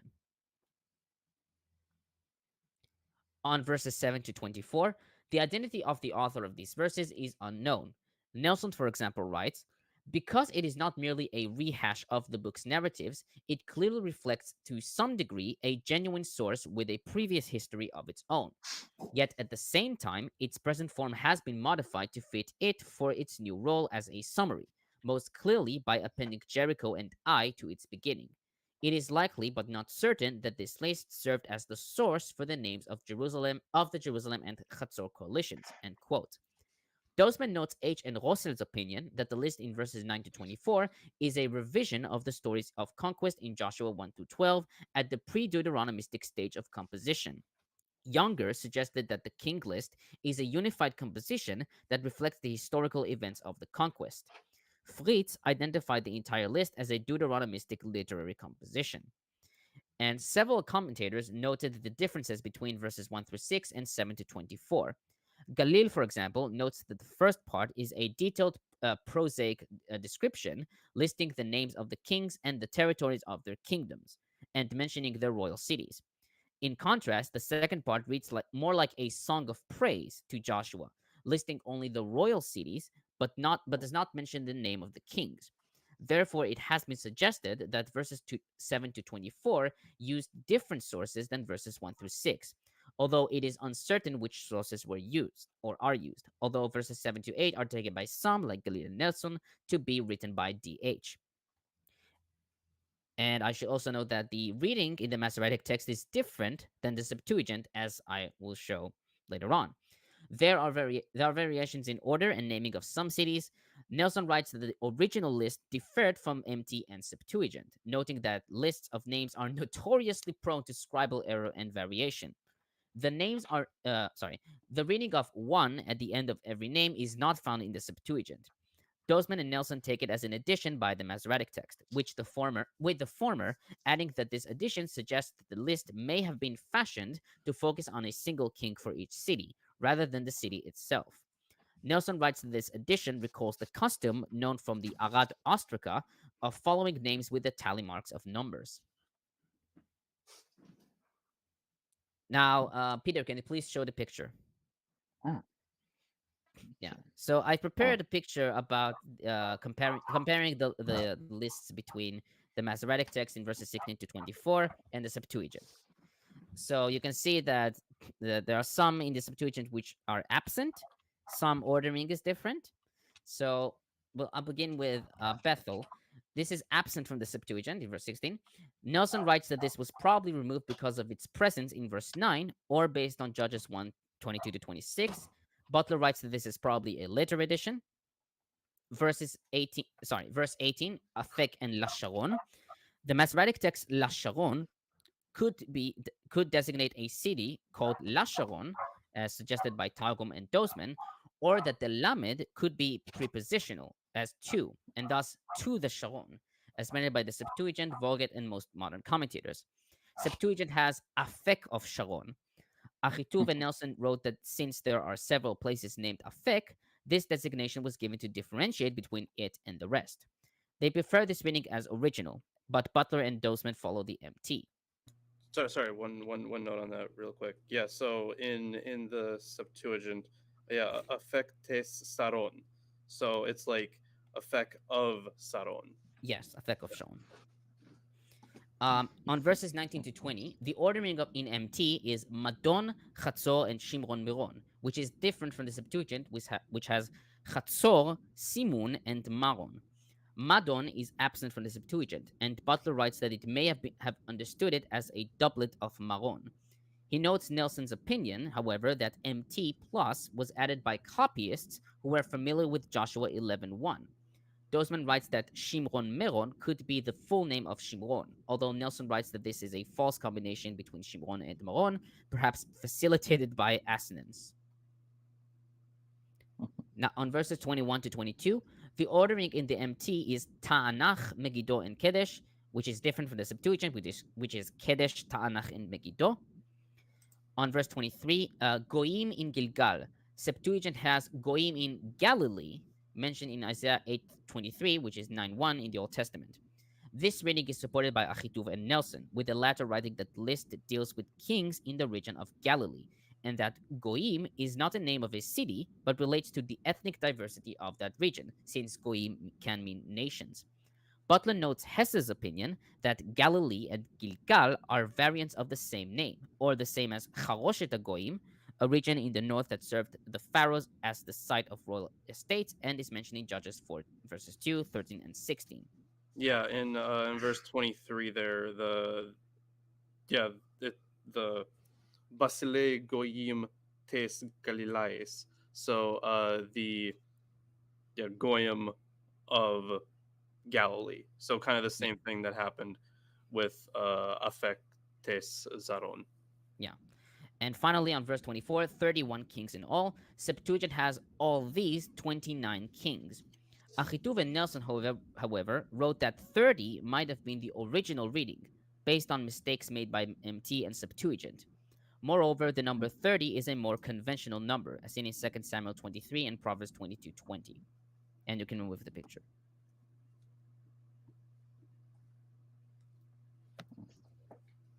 Oh, I remember I forgot some quotes by Origin.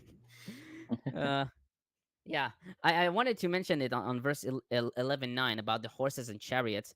I really don't know how he got that, so brace yourselves. The horses and the chariots that are removed seem to hold the figure of those who, although placed in the heavens, fell away through wantonness and pride, either when they set themselves aflame to desire the daughters of humankind, or when they followed him who said, quote, I shall place my seat above the clouds, and I shall be like the most high. Isaiah 14:14. Perhaps it is for that reason that the prophet also says, false is the horse for salvation in Psalms 33:17. And again, concerning those who trust in demons, he says, these call on chariots and those on horses, but we shall call upon the name of God. Psalms 27. Certainly, scripture would not apply chariots and horses to God, at least as far as invoking them. But by all means, it shows that just as we ourselves call upon the true God, so the nations invoke chariots and horses, that is, demons, those whom the nations who waged war against Israel invoked.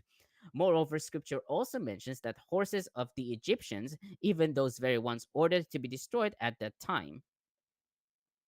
I absolutely hate Origin and his cherry picking. This is atrocious.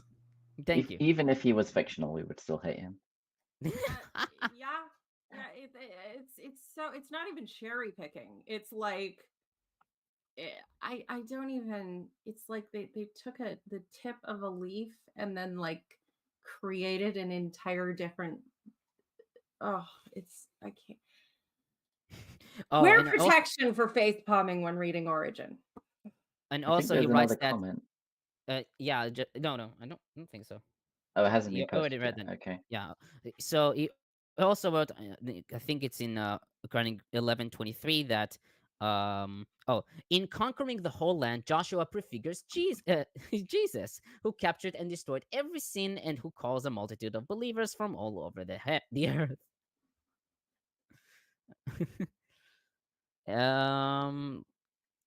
Yeah, but he also has one on the list in verse 12.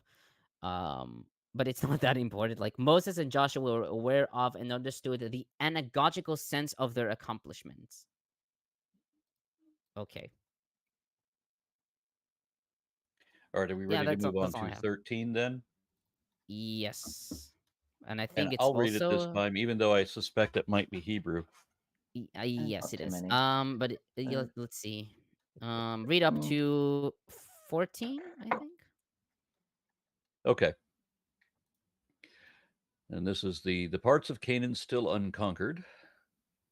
Now Joshua was old and advanced in years. Old and advanced in years, because those are different somehow.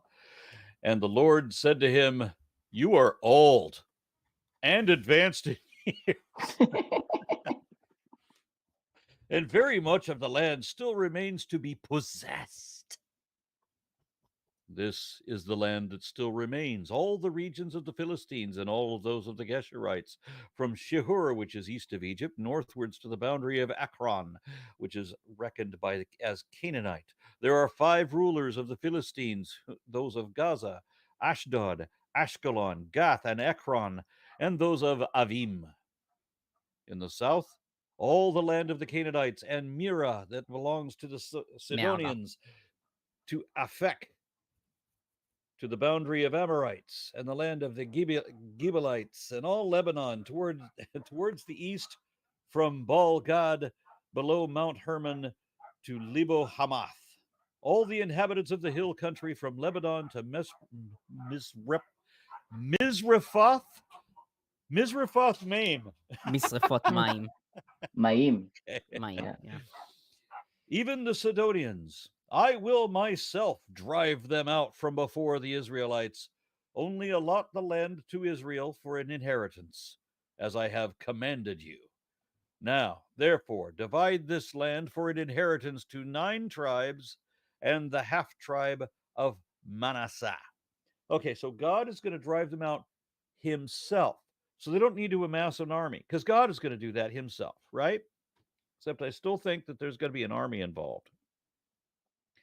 With the other half tribe of Manasseh, the Reubenites and Gadites received their inheritance, which Moses gave them beyond the Jordan, eastwards, as Moses, the servant of the Lord, had given them. From Arar.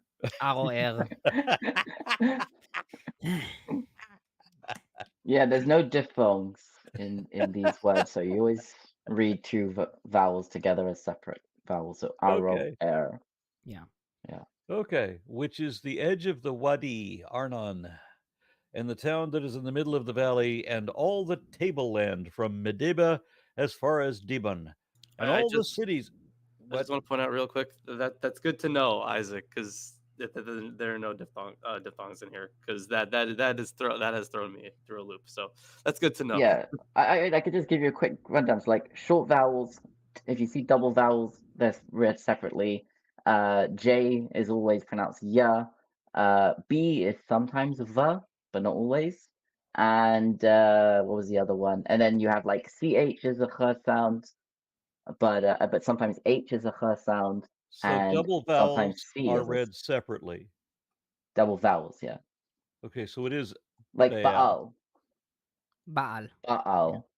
No, short vowel, remember? Baal. 2 short vowels. Okay. Yeah, no long vowels. What? And all the cities of what? No, please continue. That's what I want to say. Okay. And all the cities of King Sihon of the Amorites, who reigned in Heshbon, as far as the boundary of Ammonites, and Gilead, and the region of Geshurites and Maccathites, and Mount Maccathites is Ma'achites. No, Ma'achites. Yeah, that's the weird one. That's the one where it changed the ch sound to a k sound, but that's similar enough, I guess. So yeah, Ma'akat, Ma'achat is the same. Yeah. Maccathites and all Mount Hermon and all Bashan to Selakah. Okay. And all the kingdom of Og in Bashan, who reigned in I sold a car yesterday. Yes. Yeah, it would be either Salka or Salcha or Salacha. Yeah. And all the kingdom of Og in Bashan, who reigned in Ashtaroth and Idrai, he alone was left. He alone was let. Eddie was alone was left of the survivors of the Rephaim. These Moses had defeated and driven out. Yet the Israelites did not drive out the Geshurites or the Maccathites, but Geshur and Mahath live within Israel to this day. To the tribe of Levi alone, Moses gave no inheritance.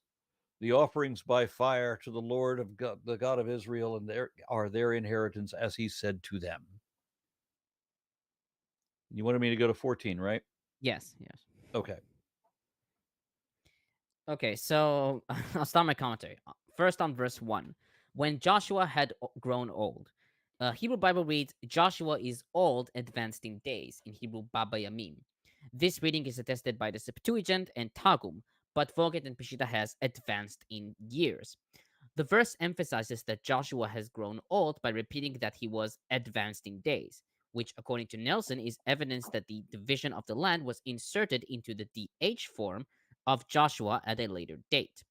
Ahituv writes that this emphasis is meant to indicate that Joshua was occupied by war throughout his life.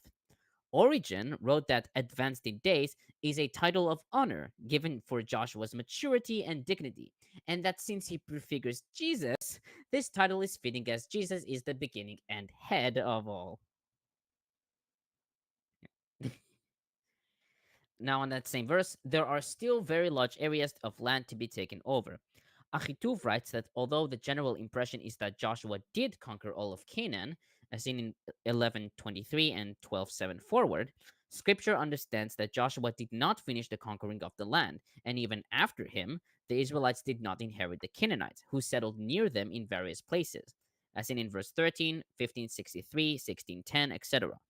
Nelson writes that from a literary criticism perspective, one might choose to read these contrasting evaluations as irony on the part of the narrator, undercutting the triumphalist claims of total conquest.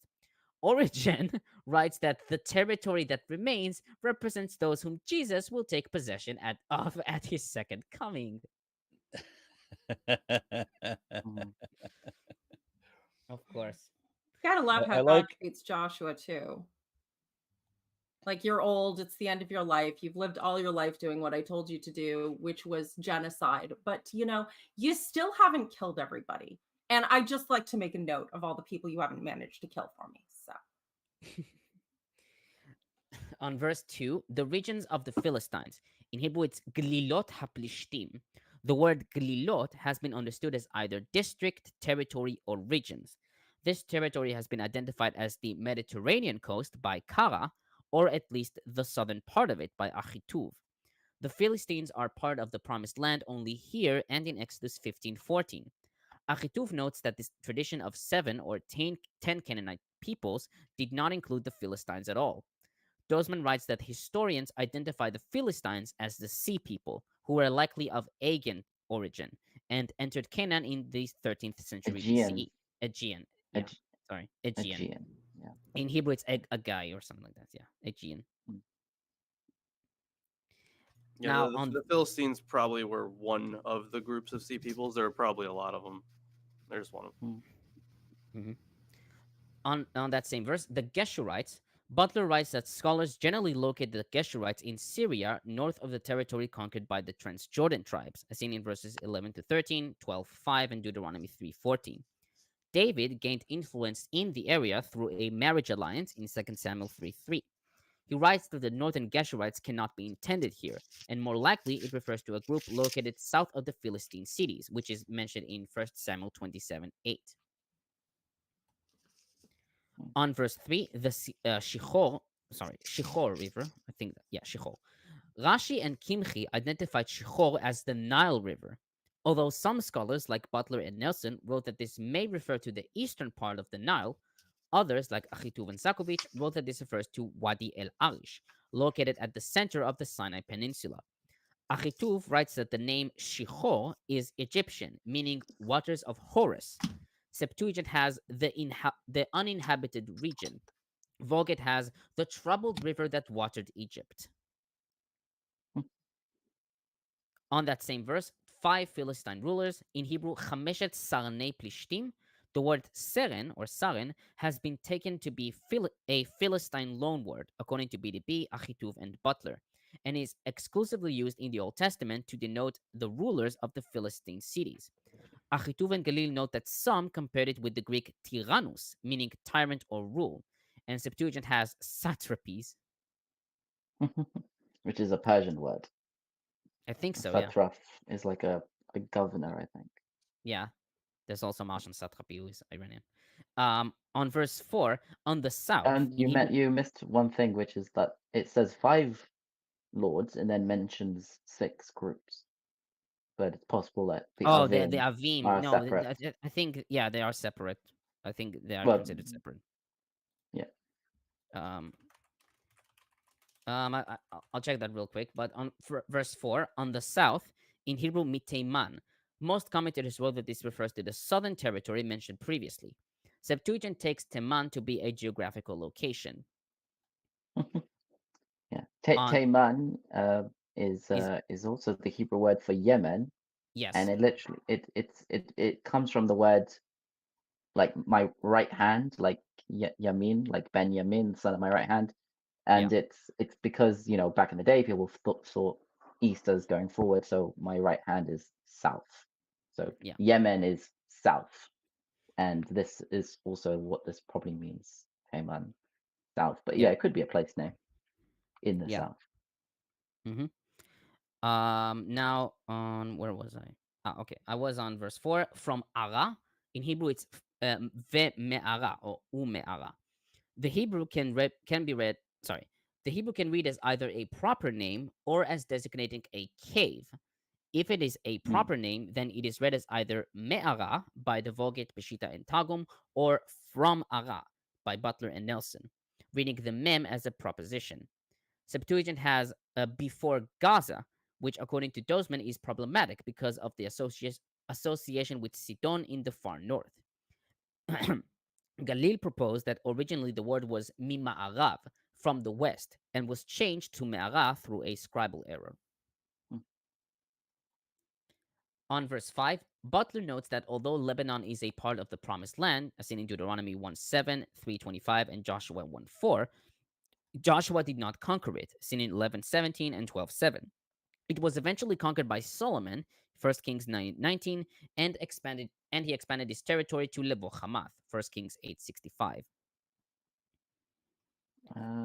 Which area is identified as Lebanon? Just the valley, or I think it's like the anti-Lebanon range, or maybe like the Lebanon that we know of. I think because it includes Phoenicia was never conquered, right? Right, it was not. It was supposedly conquered for a little while under David and Solomon, but probably not. But it was never fully conquered. Sorry. Okay, so Lebanon is what it'd be the modern southern Lebanon from, and possibly into northern Israel as well, like around the mountains. Yeah, that makes sense.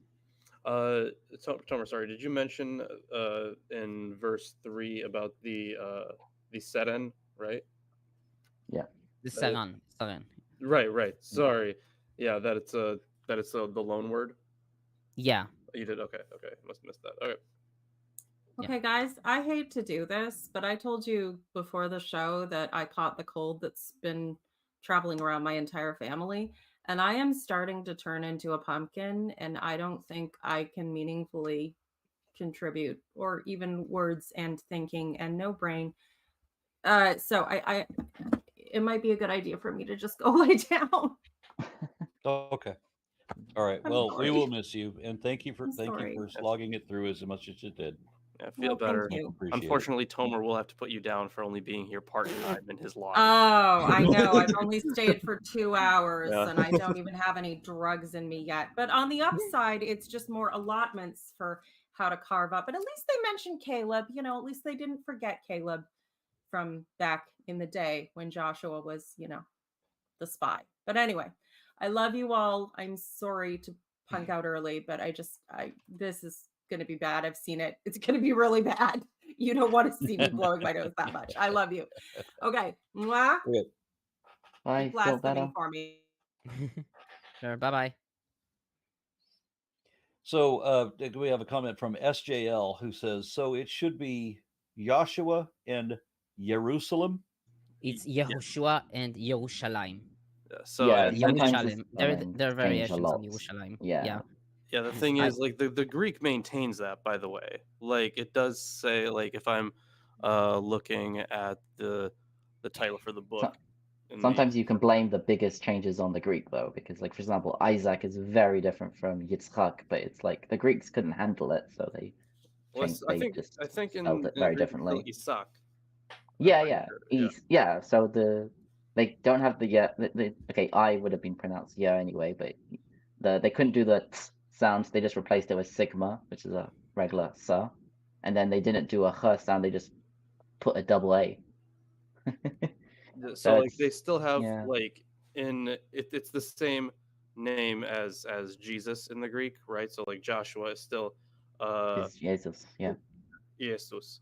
And then there are different variations in Greek for Jerusalem, but there is Jerusalem and and sorry, I'm mixing up Russian in there too. Isn't there one where it begins with a H sound?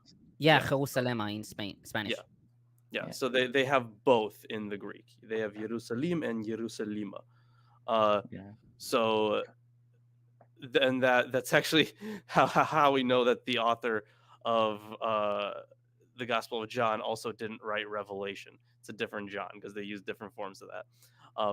Interestingly, that's one of the reasons. Yeah, but yeah, the thing is for the inclusion of J, that's mostly I think you can probably blame it on the Germans. and because a lot of early scholarship was done by Germans, so like in their in their language they would usually do it with a J but still pronounce it with a Y, but then they'd still have the J, so then when the English people got hold of it they pronounced the J. I mean, the J is just a variation on the letter I. It's a long. So when you had I at the beginning of a word, it was pronounced ya, and they wanted to differentiate those two sounds of I, so they started making a longer I, and then as the languages in Europe started, using that and changing, English was like, well, now this is J, because in French it changed to Je. Right. And, but the Germans kind of kept the ya, and a lot of the languages still use J for ya sounds as well. It's just like, and I would say in generally, like if it's like a common biblical name, just use the English pronunciation. It's more like if you're trying to read something that is, in the Bible, it's like, how do you pronounce this? I've never seen it before. That's kind of like just like how it might help you read that. If you see Misrafoth, you can be like, okay, TH is a ter sound or a thir sound, however you want it to be. But I prefer if something like Misrathought. How would H.P. Lovecraft have pronounced that? So Matthew K offers $5 and says, Tomer, I appreciate the work you did for this chapter. This chapter commentary, my friend. Thank you. And Aaron, much love to you, the panel, and Peter. And following that, Trevor Wright says, It Baal is a better deity than Yahweh. I think it's just saying Bali is a better deity. Yeah. In comparison, we had stronger attributes: god of fertility, weather, rain, wind, lightning, war, seasons, sailor, in which Yahweh stole from him. I mean, Yahweh is still the god of seamen, so I don't see. Yeah, we love seamen here. Okay. Dara O'Kane says, how scary is the idea that the U.S. policy in the Middle East and Israelis' policy are based on Christians, nationalists, and Jews that believe the story is real and moral? I mean, I'm an Israeli, and I don't really want to get into politics here, but I will say some parts. I mean, Israel is like mostly secular or either Masoretic. The only people who believe that what Joshua is real or moral are the more religious people. That's one. Number two, I won't say it's really a policy, but you can argue with that. I don't think it is, and just I don't think that it is. Yeah, like I think it's similar to America. Like you wouldn't say America is based on Christian ideas, but you have within the government individual exactly Christian nationalists that want that. I mean, they're trying really hard to pervert that. Yeah. Thank you. I just people need. There's a lot of misconceptions and stuff like that, so I don't really want to get into it. Yeah. Okay. So shall I continue with this chapter? Oh, I have comments. Oh, I thought Mark wanted to say something. I just said I was muted. Sorry. The Zionist view. Yeah. And you've got like both Christian and like Jewish Yeah, Zionists that also kind of partake. Yeah, and there's also religious Zionism and secular Zionism. Zionism, I think people don't really know what it means. Basically, it means the idea that Jews have the right for a Jewish state in the land of Israel or Palestine, and it doesn't mean that there shouldn't be a Palestinian state. It can. There are many people who support a two-state solution who are also Zionists. So, I feel like there's a lot of misconception about this. We're done. I don't want to get into it. Okay. Now I'll start on verse 7. Septuagint adds at the end of the verse, "From the Jordan as far as the great sea toward the setting of the sun you shall give it. The great sea shall be the boundary." Dozeman notes Ald's opinion that Septuagint is the more original, and the MT represents a later revision, perhaps arising from a textual omission from the end of verse 7 and the beginning of verse 8. Nelson writes that MT suffered a long haplography between the two occurrences of the half-tribe of Manasseh. On verse 8, the other half-tribe of Manasseh, Hebrew Bible reads, "With it, Imo, the Reubenites and Gadites," while some commentators like Rashi, Kinchi, and Ditrani wrote that this refers to the half-tribe of Manasseh. Ahituv notes that from the continuation, it is clear that the half-tribe already settled east of the Jordan. Septuagint has "to the two tribes" and "to the half-tribe of Manasseh." Dozeman writes that MT is more likely the result of textual corruption through haplography, perhaps by Homo eoteleuton, also Ahituv and Nelson. On verse 13, Butler comments, "This verse introduces a series of statements in Joshua and in Judges 1:19-36, describing territories not conquered by Israel, thus reflecting a task still before the people and providing a basis for the theological judgments of Judges 2-3. Theological judgment is also implied in the present context. Historically, the territories in the extreme north were controlled by Israel only under David, seen in 2 Samuel 3:3, 10 verses 6-14. Knauf sets the date of the beginning of Judean settlement in Transjordan in the 5th century BCE. Nelson maintains that the regions of Geshur and of the Maachites were excluded to harmonize the text with Deuteronomy 3:14 and Joshua 12:5. And finally, on verse 14, Galil notes that Joshua mentions Levi as having no inheritance 4 more times, and it is probable that it was important for one of the writers of Joshua, probably DH, to emphasize this point. Ahituv also takes this verse as an addition by DH, since the perception that the Levites did not possess an inheritance is mainly Deuteronomistic, seen in Deuteronomy 10:9, 12:12, 14:27, 18:1-2. Dozeman, however, writes that this verse is a post-Deuteronomistic addition. Septuagint adds a summarizing statement, and this is the division that Moses divided for the sons of Israel in the Araboth Moab beyond the Jordan opposite Jericho. Nelson views MT as original since there is no mechanism to explain its loss. And that's it for this part of my commentary. Shall I read the next bit? I think Aaron read that. Or is it? If Aaron wants the challenge. But I haven't. From 15. 15. Okay. So Moses gave an inheritance to the tribe of the Reubenites according to their clans. Their territory was from Aroer, which is on the edge of Wadi Arnon, and the town that is in the middle of the valley, and all the tableland of Midibah, and Heshbon, and all its towns that are in the tableland, Dibon, and Bamoth Baal, and Beth Baal Meon, and Jahaz, and Kedemoth, and Mephaath, and Kiriathaim, and Sibma, and Zareth Shahar on the hill of the valley. On the hill of the valley. Okay.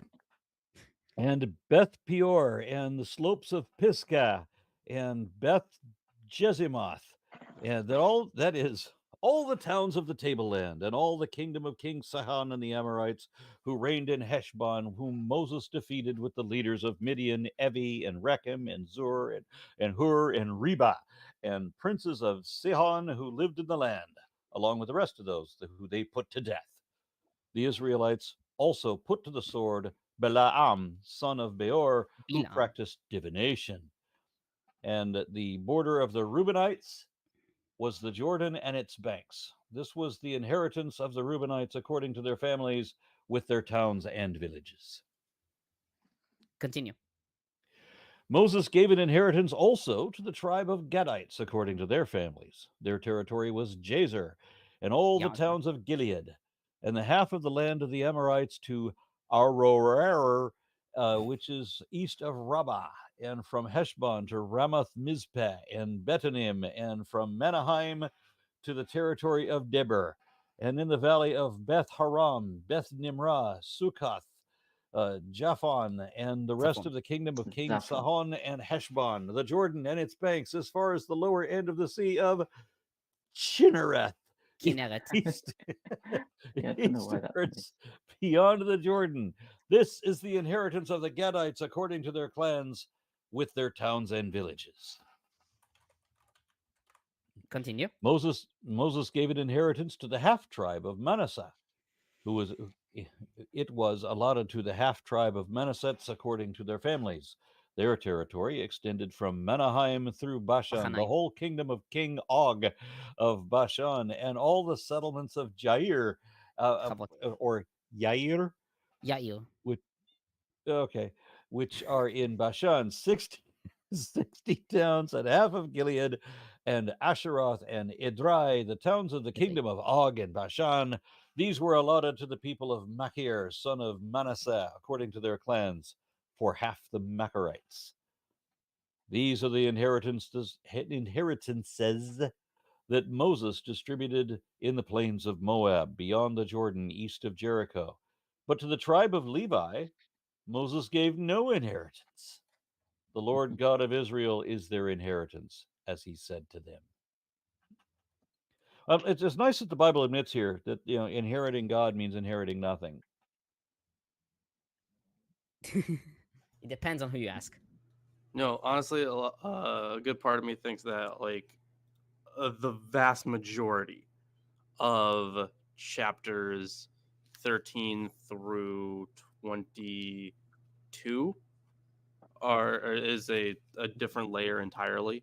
Yeah, it's not conquest stories per se. It's basically like allotment given. Well, it is allotment, right? But the thing is, so notice how 13 starts, right? It might even start with 12, but 13 starts with you are old and advanced in years, right?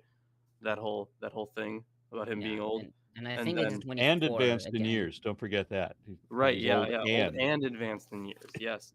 And then chapter 23 begins a long time afterwards, when the Lord had given rest to Israel from all their enemies, and from all their enemies all around. And Joshua was old and well advanced in years. Joshua summoned all Israel, and it goes on to say that he allotted all this stuff. So I really feel like this is a different layer entirely. But that's my only note. Sorry. Okay, I have 3 notes on this. So first, on verses 15 to 23, Nelson notes that the eastern tribes, Reuben, Gad, and half Manasseh, were significant to DH, who introduces them following the opening commands, 1 verses 12 to 18, the Jordan crossing, 4:12, the conquest summary, 12:1 through 6, and before Joshua's final speech in 22:1 through 6. In the final form of the book, they continue to punctuate the main Western storyline, seen in 28, 21, 36 to 39, and 22, 7 to 34. He further writes, this preoccupation was more ideological than practical. By the time of DH, much of the territory described had been lost for generations. Reuben's allotment north of the Arnon had been Moabite since the mid-9th century, and Gilead was an Assyrian province after 732. Although one may suppose some sort of interest in the East Bank region in the time of Josiah, these geographic notices remain utopian and idealistic. The notion of Reuben as a substantive reality would have long since been only a memory, and the territory assigned to it here is as much the result of editorial schematization as genuine tradition. It is significant that Reuben is conspicuously missing from both David's census in 2 Samuel 24, 5-6, and the Mesha inscription.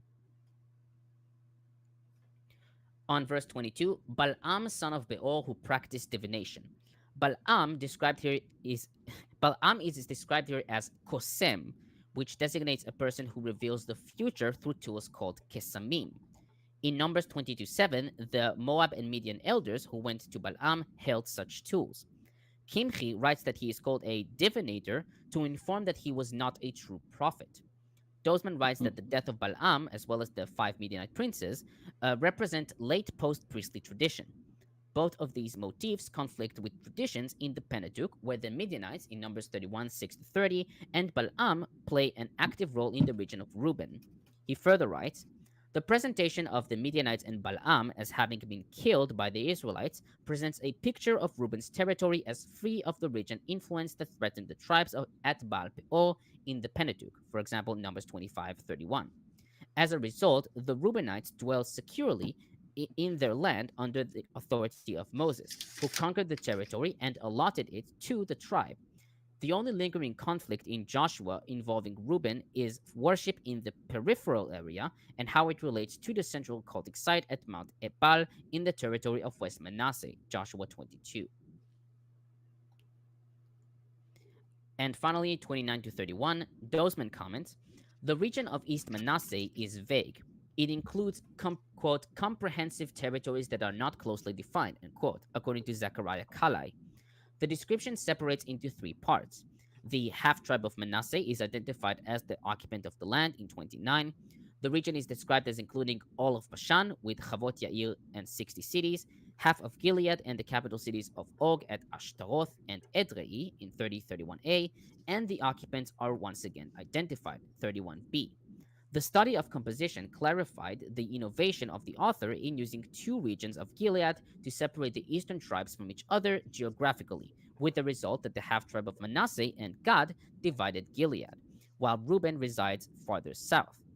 The author also introduces new information on the identity of the residents, stating that the half-tribe of Manasseh in 29 is in fact half of the sons of Machir in 31b. And that's it. Okay. And we have no more comments to read. Are we moving then to the next chapter, 14? Yeah, it's short. Yep, it is short. Yeah, it's short. Yeah. I can read it if you want. I haven't read it. Okay. Okay. This would just be the Tamara show today. Because you Excuse me. You read and you do the comment? Yeah, 30 minutes of comments and talking about irrelevant stuff, sure. Irrelevant. My brother in Christ, we were answering people in chat. Which were irrelevant to Joshua, Mr. Lawrence. I don't know if the Joshua, current please. conversation in the chat is that relevant to what we're reading. That's for sure. Yeah, I don't know. I don't read the chat. So you shouldn't. Probably wise. Yeah, I don't read the chat anymore either. I guess. Yeah. Okay, Yeah. so we I'll have to start. pick out the good ones and send them your way. But don't read all of it. That's for sure. Okay. Let's see. Okay. And these are the allotments of the Israelites in the land of Canaan. That were apportioned to them by the priest Eleazar, by Joshua son of Nun, and by the heads of the ancestral houses of the Israelite tribes. The portions that fell to them by lot, as the Lord had commanded through Moses for the 9.5 tribes. For the portion of the other 2.5 tribes had been assigned to them by Moses on the other side of the Jordan. He had not assigned any portion among them to the Levites. For whereas the descendants of Joseph constituted 2 tribes, Manasseh and Ephraim, the Levites were assigned no share in the land, but only some towns to live in, with the pastures for their livestock and cattle. Just as the Lord had commanded Moses, so the Israelites did when they apportioned the land. The Judites approached Joshua at Gilgal, and Caleb, son of Jephunneh the Kenizzite, said to him, "You know what instructions the Lord gave at Kadesh Barnea to Moses, the man of God, concerning you and me. I was 40 years old when Moses, the servant of the Lord, sent me from Kadesh Barnea to spy out the land, and I gave him a forthright report. While my companions who went with me took the heart out of the people, I was loyal to the Lord my God. On that day Moses promised an oath. The land on which your foot trod shall be apportioned for you and your descendants forever, because you were loyal to the Lord my God. Now the Lord has preserved me, as he promised. It is 45 years since the Lord made this promise to Moses, when Israel was journeying through the wilderness, and here I am today, 85 years old. I am still as strong today as on the day that Moses sent me. My strength is the same now as it was then for battle and for activity. So assign to me this hill country as the Lord promised on that day. Though you too heard on that day that the Anakites are there and great fortified cities, if only the Lord is with me, I will dispossess them as the Lord promised. So Joshua blessed Caleb, son of Yefuneh, and assigned Hebron to him as his portion. Thus Hebron became the portion of Caleb, son of Yefuneh, the Kenizzite, as it still is, because he was loyal to the Lord, the God of Israel. The name of Hebron was formerly Kiryat Arba. Arba was the great man among the Anakites, and the land had rest from war. Okay, so you pronounce these names like a native. I'm really impressed. I wonder why.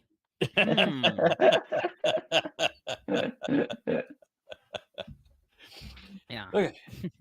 Okay. And now, Tomer's commentary. Thank you, Aaron. Unless anybody has something else to say. Okay. On verses 1 through 5. Don't forget origin. Oh, yeah, of course. Thank you for mentioning. So on verses 1 through 5, Galil comments, this introduction to the allotment of the western land of Israel was probably written by the priestly author of Joshua. This assumption is based on literary and structural evidence. 1. These verses have words that are unique to the priestly writing of the Torah, such as mateh and matot, meaning tribes, migrashihem, meaning pastures, miknehem, livestock. And 2. The purpose of this section is to emphasize Eleazar's participation in the allotment of the land of Canaan with Joshua, and to indicate the fact that although Levi did not get an inheritance, it did receive cities and pastures, as seen in chapter 21. The note on verse 4 attempts to reconcile the contradictions between the repeated claims in Joshua and Deuteronomy, which indicate that Levi did not get an inheritance, and between chapter 21, added by the priestly writer, and informs us that cities and pastures were given to the Levites. On verse 4, Butler comments, verse 4 seeks to solve the mathematical problem 9.5 plus 2.5 plus 1 equals 12. The answer is simple. Divide one tribe into 2, thus adding still one more tribe to the equation. The entire problem centers on the existence of 2 systems for naming the tribes of Israel, one including Joseph and Levi, and the other omitting Levi and dividing Joseph into Ephraim and Manasseh. The early poetic passage in Deuteronomy 33 combines both systems, while the even earlier poetry of Judges 5 does not even name 12 tribes. Verse 4 solves the problem by saying that Joseph was divided into 2 tribes, thus taking away the tribal portion of Levi. This rested on the tradition that Jacob adopted the sons of Joseph as his own, Genesis 48, 5-6, and on the appointment of the Levites as priests. On verse 6, the people of Judah approached Joshua. Galil writes that although Caleb is a Kenizzite and not an Israelite, the author emphasizes his affinity to the tribe of Judah, and him being an integral part of the tribe. In Joshua, Caleb is presented as a Judite hero, as is already seen in the Pentateuch, Numbers 13:6 and 34:19. Nelson writes that the presence of the Judites is a redactional indicator that Caleb's story is intended to be the first part of the larger Judah allotment. And Caleb, son of Jephunneh the Kenizzite, Ahituv notes that the Kenizzites are mentioned as one of the ancient peoples of Canaan, seen in Genesis 15:19. And according to Genesis 36:11, 15, and 42, Kenaz was a descendant of Edom and its clans.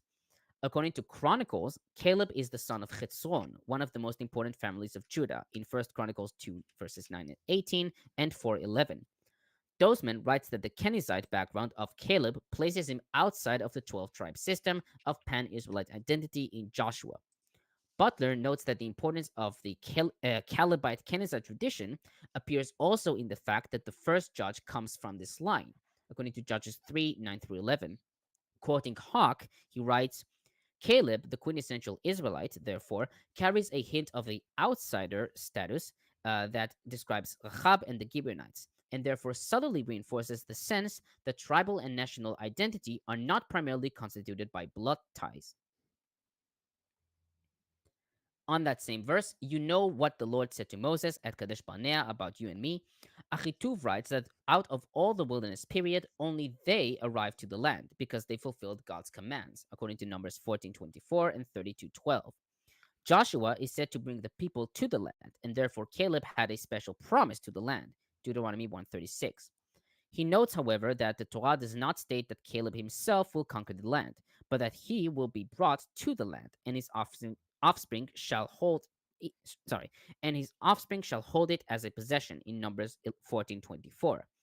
The inheritance of the land by Caleb himself is one of the innovations of the book of Joshua. On that same verse, Moses, the man of God, Butler comments, man of God is a title of honor that appears to have roots in the northern prophetic tradition, as seen in 1 Samuel 9, verses 6 to 8, 1 Kings 13, 17, 17 to 24, and 2 Kings 1, 9 through 16.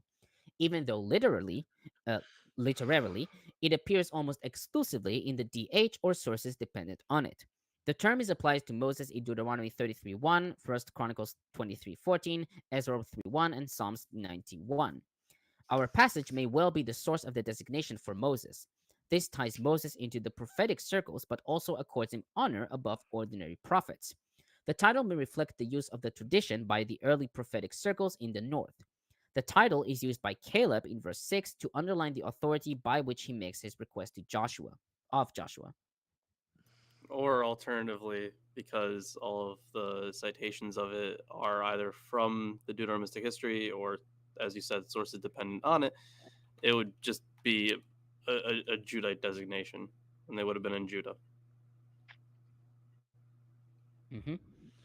Now on verse 7, I brought him back a report according to my convictions. Hebrew Bible reads, I returned a word to him as was with my heart, i.e., by my own will and in contrast with what the other spies thought, as according to Rashi, Kimchi, and Ahituv.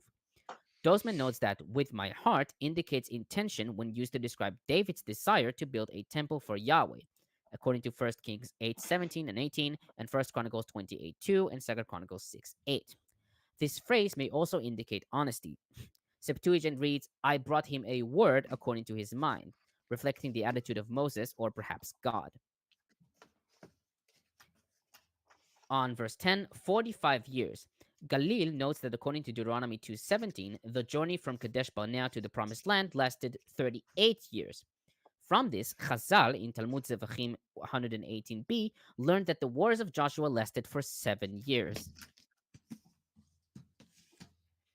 On verse 11, to go out to battle now as I was then. The Hebrew Bible reads, for battle and to go out and come in. A bit odd. Nelson writes that this idiom implies vigor in both military and ordinary pursuits, as seen in 1 Samuel 29:6 and 2 Kings 11:8. Butler writes that it apparently represents a sign of adult strength not usual for a child, according to 1 Kings 3:7, or an old man, Deuteronomy 31:2. Septuagint has to go out and to go in for battle. Verses 13 to 15, Nelson comments, the story reaches its resolution in Joshua's response of blessing and bestowal, verse 13. Blessing in the Hebrew Bible affects a powerful transfer of continuing success and material prosperity. In fact, the word blessing is the lexical equivalent of a land grant in the Achsa story, 15:19. Here, Joshua's power-laden blessing provides a positive answer to Caleb's hopeful perhaps of the previous verse. Verses 14 to 15 explores some of the results of this climax. The loyalty formula is repeated once more. Further information of interest about Hebron is supplied. The redactional to this day formula underscores the purpose of this tale, to assert Israel's claim to this town. The repetition of the formula, the land had rest from war, from 1123, has the effect of a cross-reference, directing attention back to the wider topic of this successful conquest, reported in earlier chapters in preparation for the upcoming allocation of the land. On verse 15, Kiryat Arba. The name could also be read as the city of the four. Rashi and Kara wrote that this refers to the 3 Anakites who lived in Hebron, according to Numbers 13:22, plus Arba, who was their father. According to Genesis Rabbah 58:4, it was called City of Four because 4 righteous people were buried in it: Adam, Abraham, Isaac, and Jacob. Others, like Ahituv and Galil, took it as referring to 4 districts. Joshua takes Arba to be the namesake of the great man among the Anakites. Septuagint has city of Arbok and calls it the mother city or metropolis of the Anakites. Nelson notes that the designation mother for any important city is found in 2 Samuel 20:19. And finally, then the land had rest from war. Butler comments, with the words "and the land had rest from war," the editor reminds readers of the words in Joshua 11:23, thereby taking up the story of the settlement and carrying it a step further. The editor does this by underlining the conditions that make the next step possible. After all the battles of conquest, God has brought peace to the land so that Joshua and his cohorts can distribute the land to the various tribes of Israel. God is the giver of victory in battle. He is also the provider of peace for normal existence. And that's it. Unless there is some comments by Origin. Yeah, it's a boring chapter. Yeah, it's a bit boring. I admit. Yeah, most of these upcoming ones about the territories are going to be. Although there is an very interesting story about Achsa in chapter 15, I think. I'm more interested in the. I heard you read that there was a city called Asif. I think that's amusing. Asif. I think that's in the. Is that the Septuagint? Asif, or that's. So where do you live? As if. Yeah. Also, I just thought of another thing that I could put on my my potential video list: biblically accurate angels. That'd be a fun one. I kind of there was a Discord chat about it, so I was like, oh, this will be good. So yeah. You mean they're not beautiful blonde women? Well, there's also like the representation of them as like the whole like having many eyes things. I'll get into all of it, but yeah. Or as Christopher Walken put it, not that kind of angel. No, it wasn't him. It was Stallone. It was what the fuck is his name? The Saturday Night Fever guy, who played Michael, and he was one who says, "I'm not that kind of angel." Arn, what? I'm 29. I don't get what you're talking about.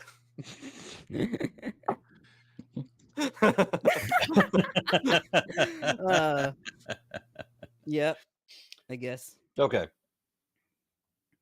All right. So we have read the last comment, and so barring any others, I guess we'll just go ahead and close it out.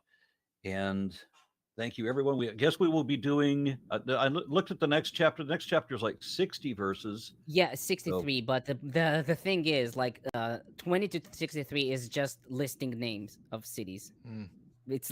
But there is a very interesting bit about in verses 14 to 19, which is the story with Othniel and Achsa. Okay. In other words, I can't pronounce. But we will save Joshua 15 for next week. And thank you. Any closing comments? Join the Discord. Yes, I join know. the Discord. Join the Discord. Subscribe to Milwaukee Atheists. If you're not, what the hell is wrong with you?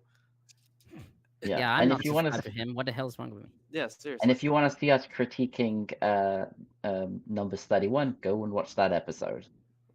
And listen. What was this? No, someone in the comment was saying that Morrissey was going on about how Epstein is devout because he follows Numbers 31, 17 through 18, which says, it's your favorite, one of your favorite verses, isn't it? It's a troll who comes here probably every show whining that we're not criticizing the Jews, but we're bashing Christians. Okay. Yeah, he's trying to say, like, according to his straw man of Judaism, Epstein was a devout Jew because he kidnapped little girls for himself. What the fuck? As it says in Numbers 31. Yeah, that's the verse that to do with the Midianites. Right? That's the level of intelligence we're dealing with. But then it's not just that one. It's not just the Jews have that thing in Numbers 31, I think it is. But Islam also has famously, they got their issues with marrying them really young, and then of course the Christians got suffer the children to come unto me.